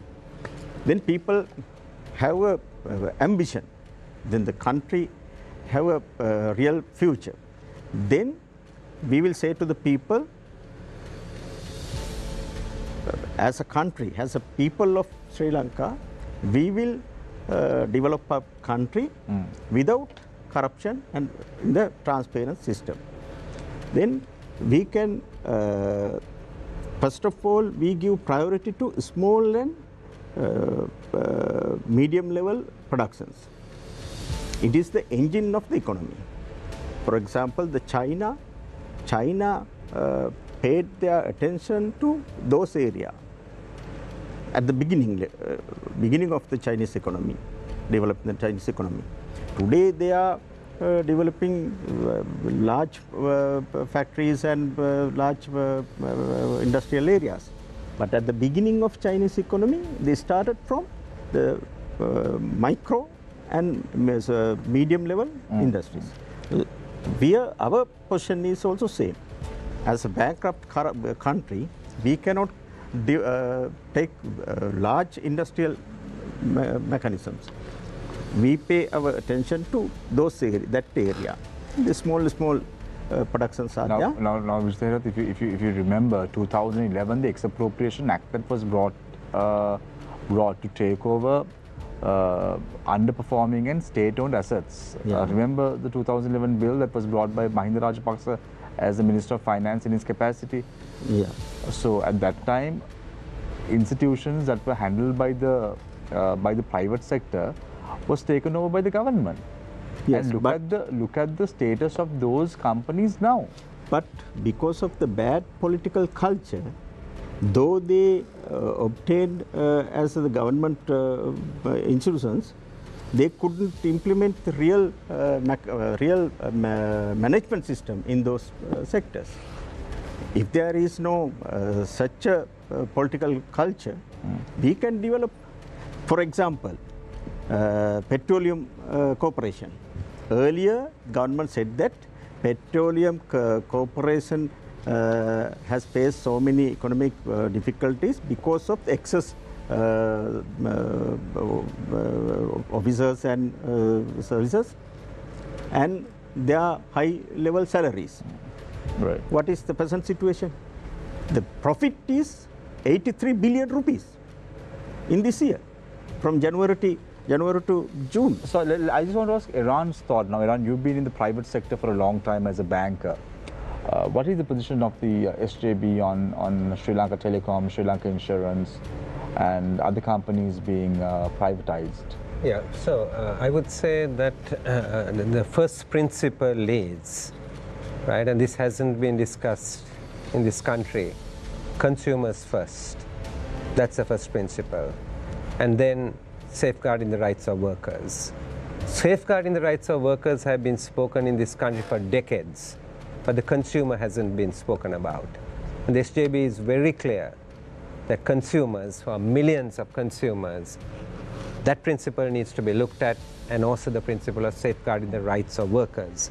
I would go further and say then, if you're talking about ownership, the way to look at it is, right, is that there are strategic things which will need the government to make sure. For example, defense. If you take energy security, if you take food security, so these are strategic arguments. So we will want to make sure that there's food security, we'll want to make sure that there is energy security. I'm using examples. So in achieving that, sometimes some ownership becomes necessary, right? In addition to that, arrangements are necessary sometimes, even on food security, local as well as international arrangements. Energy security, same thing can happen, you see. So we look at it strategically first. Then there is no one answer in terms of you know, what do you own, what do you sell, what do you close down. One thing's for sure. There's no cherry picking, right? Yeah, yeah. But one thing is for sure, you know, like you take like, for example, Sri Lankan Airlines, because you brought it up, a 400 billion loss. The poor taxpayer is paying for it. The poor man is paying for it. We just can't have it that way. So there are structures that you can look at, right? So the decision to keep Sri Lankan Airlines in the air, right? If you were a private sector company, you may have shut it down. But if it is government, government doesn't look only at financial return. Government looks at other socio-political reasons. So for socio-political reasons, if you decide you can keep it for strategic reasons or socio-political reasons. If you keep it for socio-political reasons, the decision is made, then you look at structures of eliminating losses or minimizing losses. And then there are various structures that can be there. And Sri Lankan Airlines in particular, there are lots of structures. In fact, I have chaired a committee, I've given, with all the experts in it, given a written report to the former president of the country. I won't get into that, that it can be looked at. So you have to go, I think, one by one, right? If you can't have one fixed thing and say this is the way we'll do it. Structures will differ one by one, the structures will differ. Other thing is, have an institution in government, right? Because we have the examples in the Asian region. We have Temasek, right, in model, right, yeah, and then you have Khazanah in Malaysia, right, where the government is really the investor, right, and people are appointed to the boards independently of the politician. In our structure, what happens is, I become a minister, I have several institutions under me, I am deciding who is going to serve on those boards, and we need to get out of that. We want to centralize it, right, in an institution, and independent of the minister. The appointments should go into commercial activity, right, that they could be appointed. So we have really thought through these structures quite a bit. We have professional committees and we have academic committees. We have 27 areas that we have basically pre-designed in working out our program. Right, we gave the blueprint on the macroeconomy, but we have gone further than that now. We haven't gone public with it yet, and we are also inviting the public to contribute. We are going online on that one, and 27 areas are getting more into detail of how we will actually implement it. If I could say another quick word, the past we have seen under the Rajapaksa regime, the investment has been on hard infrastructure. We are very clear, right, that as a SJB, that we are really going to look at soft infrastructure. It's going to be education, and health is going to take priority. Because we think two comparative advantages this country has. One is location, the other is human resources. Because we are such a small population. That's where we need to invest. So 1.5% of GDP investment in education is insufficient. We need to increase that. We need to gradually get that up to 3. So the free education concept of actually providing everybody education, but really not free education as defined today. It's really access to education, equal opportunity. That's what we are after. We are not after this idea that the government should be the only supplier of education. We are talking of government, we are talking of the private sector, we are talking about non-government, non-profit distributing. The world has seen that. There are lots of models in the world, all of this. So everybody gets access to it. The role of the government is in quality and in regulation. Right. That's where the government needs to go. Yeah. So this is important. We want all Sri Lankans with a high education, not university only. Universities can be expanded, but vocational training, absolutely important, and we want to we want to open that opportunity. Right. We've already commenced conversations with the vocational training institutions as well, and obtain their views on this particular thing. Shanikan, what are your thoughts? I've very seldomly seen your political party voicing concerns about issues of privatization and so forth, so on and so forth. I would like to learn a little bit more about your political party's stand on matters of this sort. Sure. I mean, finally a question where I could answer that doesn't earn me a Kotia card in this country.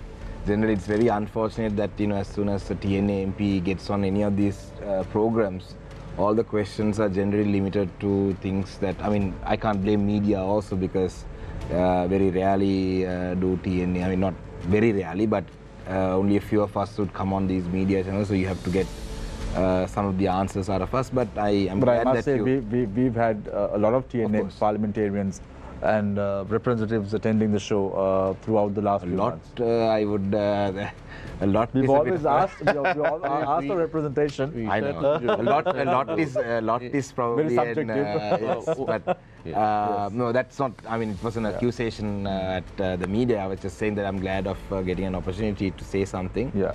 Well, our party has, we haven't really formulated a overall national, economic plan. But we have had a blueprint for the northern province. Earlier, we have also worked on a blueprint for the eastern province, and we have also worked on a blueprint that where the north and the east we feel complement each other. Some of the resources in the north and the east definitely need to complement each other for it to be a successful unit. Unfortunately, connectivity has been one of the biggest issues, especially it's been one of the biggest drawbacks as to why the north and the east with so much of resources has not been developed.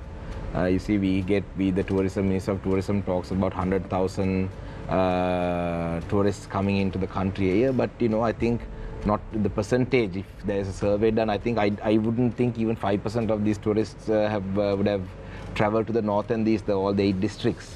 So I think the connectivity is one of the biggest problems that really needs to be addressed.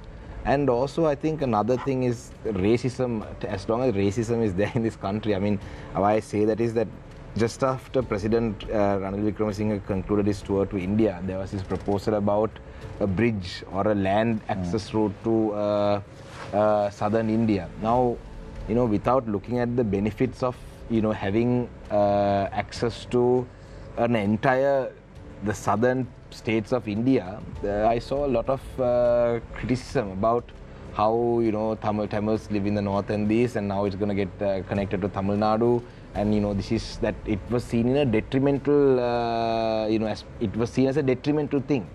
So that is only because it's looked at racially. But in terms of privatization, I would say, directly to answer your question, in terms of privatization, I would say that privatization should be done for the benefits of Sri Lankans. If there is privatization is being looked at, it should benefit Sri Lankans, not the ones who are at the forefront of privatizing.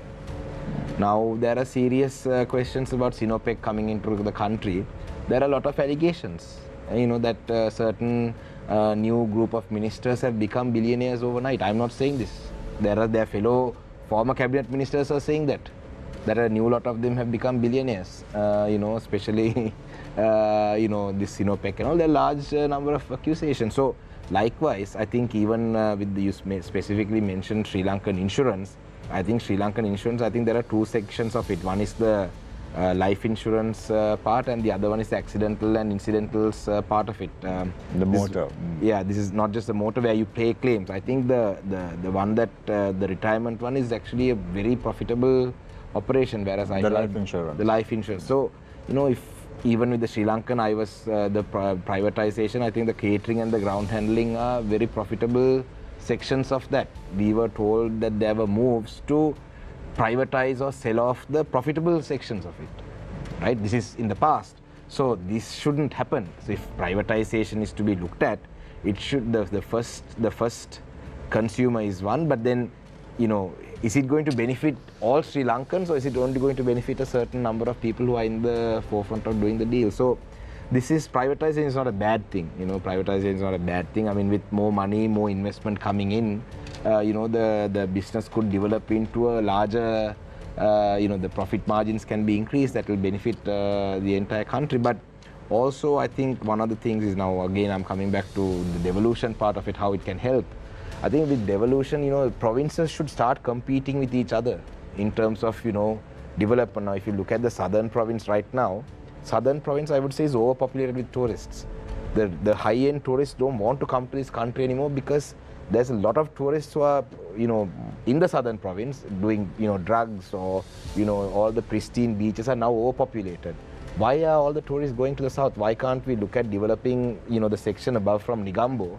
I mean, it's accessibility-wise, connectivity-wise, it's not that far to, it's closer to go to Negombo or just above from the airport than to come to the southern part. So how can we, empower the provincial councils to, President in his speech had said something about establishing some tourist development, whatever, but legislation needs to be made by the provinces that where there's competition. So we can, for an example, if southern province should have a larger taxation on future newer properties that are coming up, whereas the northwestern province should give tax concessions for people who are going to come and set up there. So I think we need to rather than stick to the old mindset of just using whatever we produce, we have excess production that we sell, and that's how we earn foreign exchange.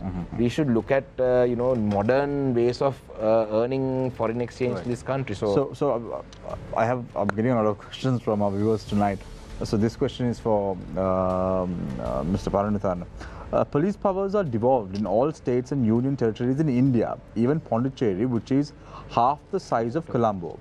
Even all emirates of UAE, including Al Quoin, a tiny emirate, have their own police. Why are our politicians just creating bottlenecks to bring instability to our country? With regard to the police powers? Yeah, with regard to police powers. Yeah, this depends on the political culture, democratic political culture. First of all, right? We are not against the devolution of power to communities, regions, any democratic means of ensuring the political participation of all communities. We are pro that. But the question of the police powers is, as I mentioned earlier, the whole gamut of issues were discussed at that time. I mean, I am referring to the 87 situation, when the Lanka Accord was signed. At that time, the devolution of power was discussed in terms of the insecurity situation prevailed in the north and eastern provinces. There was a big war between civilians and the security forces and the police, right? So that was in the same token, it was there in the southern part of the country also. So later on, discussion converted into another dimension. That is, the irrespective of provincial council boundaries, you have an independent police. So that is the norm of the discussion right now, spirit of the discussion right now. What we are asking is, we are pro the devolution. As Vijita pointed out, now land powers, it is already implemented. There are certain issues that can be amicably sorted out once the provincial councils are elected, right? So with regard to the police powers, we are asking the whole communities, look at the look at the danger of the politicized police. Politicized police. One irresponsible chief minister who appoints the DG and all these things, he can ruin the entire province. That is incorrect. The DI. So we will have. So that I'll ask you one question. That is you think Sarath Weerasekara being the minister in charge? Yeah. If the country had a minister like Sarath Weerasekara, I mean, I don't see why the chief minister. I mean, sorry, I'm doing your job, but I just couldn't resist asking you that. If Sarath Weerasekara was accepted by the country, I mean, he is an absolute joke.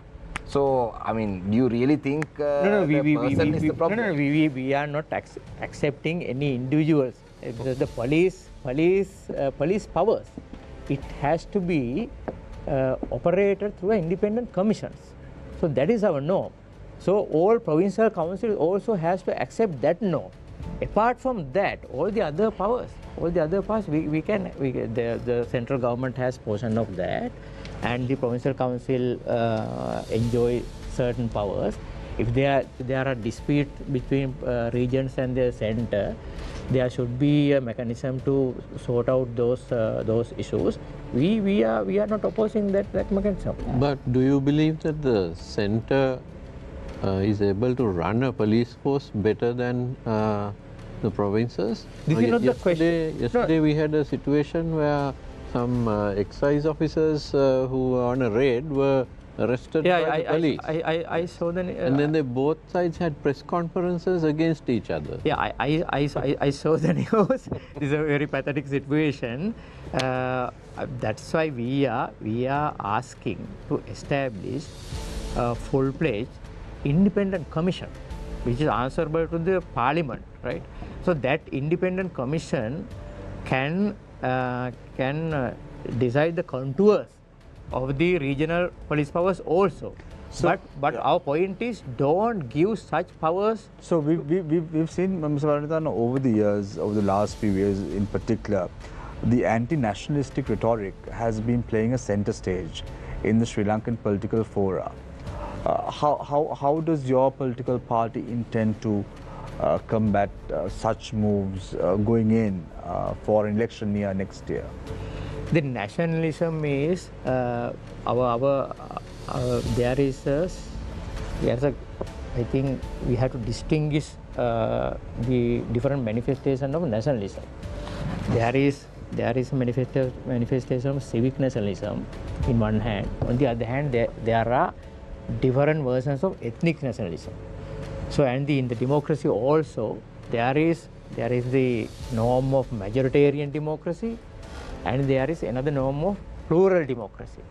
So, with regard to the nationalism, we believe the prevalence of civic nationalism, not ethnic nationalism, right? Single nationalism or Tamil nationalism, something like that. So, those things can be lead to kind of chauvinism. So, we are not for that. We saw that happening in Sri Lanka. It happened, but we are talking about. But now, what is the vision of? I know the political vision of the SJB, the TNA, the NPP. We've discussed all this in these platforms over and over again. Yeah. I would like to know the stand of the United Republic front as well on this. Because we are a new political party, you are not exposed very much to our policies and actions, right? So that's what I have been elaborating on nationalism. On nationalism, we accept it as a reality. It is. What do you mean by reality? Reality means nationalism. You get nationalism everywhere in the country, everywhere in the world, right? Everywhere in the world. But isn't it the responsibility of political parties to let me clarify. eliminate that? Yeah, there are different manifestations of nationalism, right? If you look at the sociological aspect of that, nationalism is a reality of human beings, right? So everyone share a bit of nationalism when it comes to politics, right? So that's not healthy. No, that is you. I believe that you are exposed to certain stereotypes of nationalism, right? We strongly believe of the prevalence of civic nationalism. We don't believe sheer ethnic nationalism, right? On democracy also, we don't believe the majoritarian democracy. We believe the prevalence of plural democracy. So in that spirit, so I think we will be able to create a constitution and a social contract in which the minorities, the majority communities enjoy the political power in a free and fair manner. So that is our policy. Did you say create a constitution? There is another amendment. Social contract, yes. My God, In how way many of- have we had so far? 21, 22. 22. Yeah, there are certain flaws in this constitution, right? That's why we are talking about amendments, reforms, new constitution. So if we are going for a Over and over again, if you look at it, the last 4 amendments have been passed by the same parliament that is sitting. what is that? The 17th, the 18th Amendment to the Constitution, 19th Amendment to the Constitution, 20th Amendment to the Constitution, all the parliamentarians who were there have been voting either in favor or either against. Yeah, this is the nature of the parliament, yes. That's not the nature of the parliament, that's the nature of the people that we have elected to parliament. Yeah, both. Yeah. Vijay, I have a question for you from one of our viewers. A small portion of society appears to continually enjoy exclusive privileges in the country. When are social mechanisms going to be established to meet the needs of the poor? Actually, there are so many social problems are facing by the people because of the collapse of the economy and the bad political culture. I think if we overcome that challenge, we must implement the real new political culture in our country. Without doing that, we cannot completely overcome those challenges, there are so many areas we have to consider. That's he is explaining about the social issues. I think within short limited time, I agree with that. There are so many issues because of this. What the person is saying is, a lot of people, a section of the communities are privileged, and there is another section of the community who are very poor. Yeah, because of the imbalance of the economy, and all governments are taking their decision on behalf of some sectors of businessmen and some sectors of their supportive groups. For example, domestic restructuring program. Government took a decision only on behalf of primary dealers and private bank owners. They actually suppressed the EPF members, the huge members of the EPF, and they are reducing their interest rates.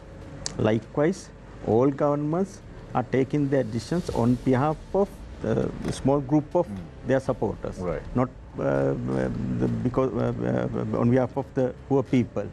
That is the injustice of the economic policy. That's why I said that we have to introduce and implement the real political culture. You spoke about the assessment program as well, I remember the World Bank report clearly indicates that over 7 million people are going to live below the poverty line in Sri Lanka as the economy gets strained. And if you look at the assessment program, only around 2 million people are going to be benefited. What's going to happen to the rest of the 6 million people? Yes, There's a big question mark. they will suffer a lot. They will suffer a lot. You know. The World Bank introduced that program, not assessment, whatever the name, because of the political interference of the Samurti. Samurti, absolutely. It's a totally the machine of the election, the totally corrupted mechanism. That's why World Bank said to our government, please introduce this type of transparent system using software package. But government couldn't succeed that target, and they did the same wrong thing again and again. Because of that reason, poor people are suffering a lot. The idea is okay, the concept is okay. Actually, without any political interferences, if we can implement a real such a program among the poor people, that is good. The concept is good, but the practice is not good. But so I want to give each speaker 3 minutes now to conclude and tell us the way forward. In your opinion, what your political party would do for the country to be made better. So I want to first of all start off with Karunath Paranithana, former Deputy Minister as well as Politburo Chairman of the United Republicans Front. We emphasize we emphasize the wealth generation as our prime concern for the country, because above all we are facing a severe economic downfall at the moment. So all political stakeholders in this country, they have to seriously look at the economic situation of the country. As a political party, we place it as our utmost goal. In the meantime, in achieving that, there should be the economic justice, and you have to adhere to the norm of empathy as your general practice. And the democracy means, as I earlier pointed out, it should be the plural democracy, not the majoritarian democracy, that you outshine the other rights of the other communities. We definitely insist that it should be the plural democracy. And on the welfare of the people. So we don't believe that certain neoliberal principles on privatization, education, commodification of education like that. So we strongly promote the education should be education, health, and those kind of services should be placed on the base of non-profit entities as those should be placed on as non-profit entities. Democracy should be prevailed in the country, and if we are going to change the constitution or that kind of going to take that kind of a grave decision, it has to be come through a big wider consent of the society, not according to the whims and fancies of some individuals. It is happening there. So I think the people there should be a wider participation of people in that kind of decision. So for that, the time to time, the elections should be, I think, held. So those are our main cardinal policies and actions as per the time being. Yeah. Thank you very much, Karath Paratana, former Deputy Minister. I now move attention towards Shanikan Rasmanikam, Member of Parliament of the TNA. Well, as soon as the President got elected through Parliament, we put forward a few proposals. First of all, what we put forward was accountability for all these financial crimes that were committed, and for the reason why this country's economy miserably failed and the country was bankrupt and 22 billion people were put in this situation. We very clearly said that, you know, to actually punish them or to actually bring justice, bring them in front of, you know, court or some sort of judicial mechanism, that the President cannot depend on the same people who brought this country down for his parliamentary majority. So what we proposed at the time, I think, was a national government comprising of somebody from the opposition as a Prime Minister, not somebody from the SLPP as a Prime Minister and then cabinet of SLPP. So I think it is still, you know, in my opinion, it's still not too late for President to make things right. Because if you look at it, very recently there was a committee formed to inquire into why the country became bankrupt. And Sagala Karyavasam, who is the SLPP secretary, was appointed as the chair. You know, I was also appointed to that committee. So even in the last minute, I went and asked Sagar, I said, please do not do this. I'm the only member of the opposition. At least now, you know, you say that this is not right, I will resign. But then they still went forward. So I think the President needs to, the people of this country came onto the streets demanding that, you know, the right thing should be done. But it's just the same thing, you know, it's the same thing, you know, different set of people doing the same thing over and over again. So that is something that needs to happen straight away. And also further going forward now, IMF's agreements, any of these are not long-term sustainable solutions. You know, we are not paying any of our debt back. We are just, you know, all our debt has been put on hold. Whatever foreign currency exchange that we receive, we are just, you know, it's basically like we are running the country almost as if a corner shop, you know, like a convenience store. So to put an end to that, we really need to look at attracting foreign direct investments. And I think the way to attract foreign direct investments would be to create some zones in the northern province, create some zones in the eastern province, increase the connectivity. And to do that, you know, the government and the country needs to give the international community that this is a different government, that this government is has different policies as opposed to the SLPP government and all the Rajapaksa government, that they're genuine about reconciliation, that they're genuine about inquiring into, you know, crimes against humanity that were committed. But in fact, we are doing the complete opposite. We have the personal counsel of Gotabaya Rajapaksa representing us at international forums right now. So I don't think, you know, that's the message that we are giving to the international community. So I think that needs to be that needs to change. Thank you very much, Shanikan Rasmanikam, Member of Parliament of the TNA.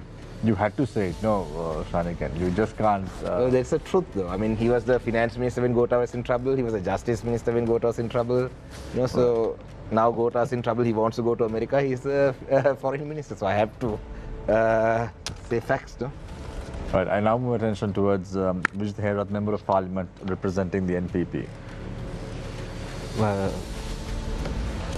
Actually, may I explain my party? Yes, position, yes. Final round. Okay, Yes. okay. Actually, as a country, we have faced so many difficulties, for so many economic challenges. I think if we can change this situation to changing the political culture and increasing our domestic production with a real plan, we can overcome these challenges. Without doing that, we cannot face that challenge. We can manage our debt using IMF support or World Bank support or any other outside country support. But it is not a solution to our economic stability. It is a plaster, the temporary plaster for our economic problem. These things are happening today. The government is taking support from IMF to adjust the debt sector. It is, but the government has not taken any decision to enhance the domestic production. That's why our export amount was collapsed as far as concerned the last year, and our import amount also collapsed as far as concerned the last year. And government has had an idea, had a plan to increase the tax in revenue. They estimated within this year to earn 3,130 billions per year. But after 6 months, the government has obtained only 741 billions. They couldn't even earn half of that target. If we analyze the last 6 months, we can say in future, in another next 6 months also, can earn only such amount. Then total is 1,500 billion.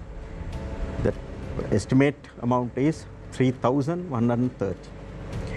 The IMF has prepared all plans on behalf on the basis of that targets, and IMF suggested to our government to increase that tax revenue in next year 4,463. If we increase that amount, we can say in the arithmetic formula, but in the reality we cannot do that. Therefore, we have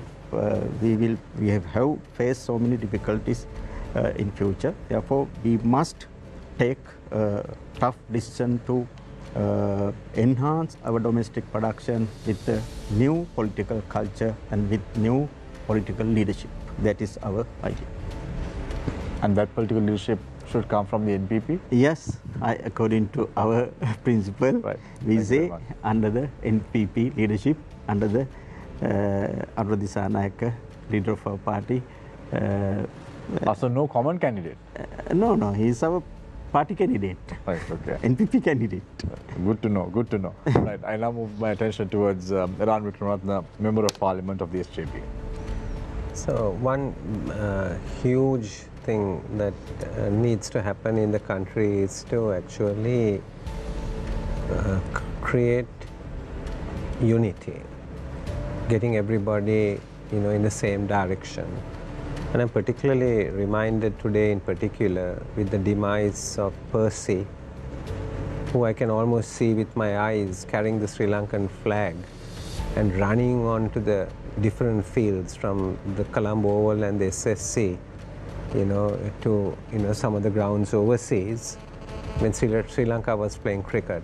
It had every section of our society whether it was caste, class, economic grouping, all kind of united. And really, he was a symbol, really, of unity. And I would just pass on the condolences of all of us to his family. One of the big issues that Sri Lanka has is it's a trust issue. Mr. Parnavithana talked about like independent commissions and all that. I'm in agreement with all the concepts, but there is a trust deficit. That's a problem. How do we actually bridge the trust deficit? And ultimately, you are down to really people in bridging the trust deficit.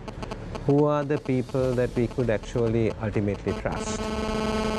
We are also, SJB is also a new political party. We've never held office as SJB. We have, of course, some seasoned politicians who came from the United National Party, and then we have some others who have also joined in. So the question is, you need a leader and you need a team. And to look at the leader and the team and see if the trust deficit could be minimized. A lesson from Lee Kuan Yew was that he said ultimately somebody has to make the decision. So even when they had their central, I can't remember, intelligence bureau or whatever, which looked at corruption, and the journalists asked him, but who appoints them? And he said the Prime Minister appoints them. And then the whole question came about, how do you judge the judges? Because the Prime Minister is appointing them. And he said, yes, there's a problem there. So if the secretary disagrees with me of a particular ministry, he can go to the president. And Singapore has a president without executive power, but there's a president. And if the president agrees with the secretary, then the president's view holds over the prime minister's view. But if the president agrees with the prime minister, then their view holds together. So ultimately, somebody has to make the decision, even if you have independent commissions. But the question is a trust issue. Who do people actually trust? So rule of law and trust is absolutely important. The final point I would make is this. The SJB, we are a social democracy. As a party, a social market economy. And the social market economy, we pay heavy emphasis on growth and on investment. This economy has been really contracting. It contracted in 2022. It's contracting heavily still. In 2023, we haven't still gone into a growth phase, and we have to actually reverse it. You need the investment. We need to give exports a pride of place. And we have to basically get rid of all our fears. In one lifetime, when I was born, we thought the United States of America was the largest force in the world, and then Europe. In one lifetime, Asia has risen. 500 years ago, China, but in one lifetime, Asia has risen. India is growing at tremendous pace. India is growing. And we are basically on the doorstep. We are the gateway to this subcontinent. We need to have a plan. When the question came about connectivity with India and the road, that's an idea Karu Jayasuriya came up long ago. In 2003, I traveled with Ranil Wickremesinghe to India, India Today conference on India tomorrow, on the connectivity. We need to be open, because if that economy is growing, Sri Lanka is a very small economy, we can grow with it. Bangladesh's exports to India are more than $1 billion. Sri Lanka's is less than 50 million. Tremendous opportunity. We have the confidence that we have the policy and we have the team. And if given the opportunity, we know that we can reverse this. Right. Thank you very much, Eran Wickremaratne. Thank you very much, Karu Parnavithana, former Deputy Minister, as well as Politburo Chairman of the United Republican Front, for joining us this evening on Face the Nation. Eran Wickremaratne, Member of Parliament of the SJB, Vijay Herath, Member of Parliament of the NPP, Shanikan Rasamanikam, Member of Parliament of the TNF, joining us for the first time. Thank you very much, Shanikan, for making time. It was very difficult to catch you because you're always in Batiklo. With the people. Thank you very much, Niresh, for joining us. As always, Niresh is Consultant Director of English News at Newsfirst. I leave you tonight with a quote, as I always do. The best way to predict the future is to create it. Take care and good night.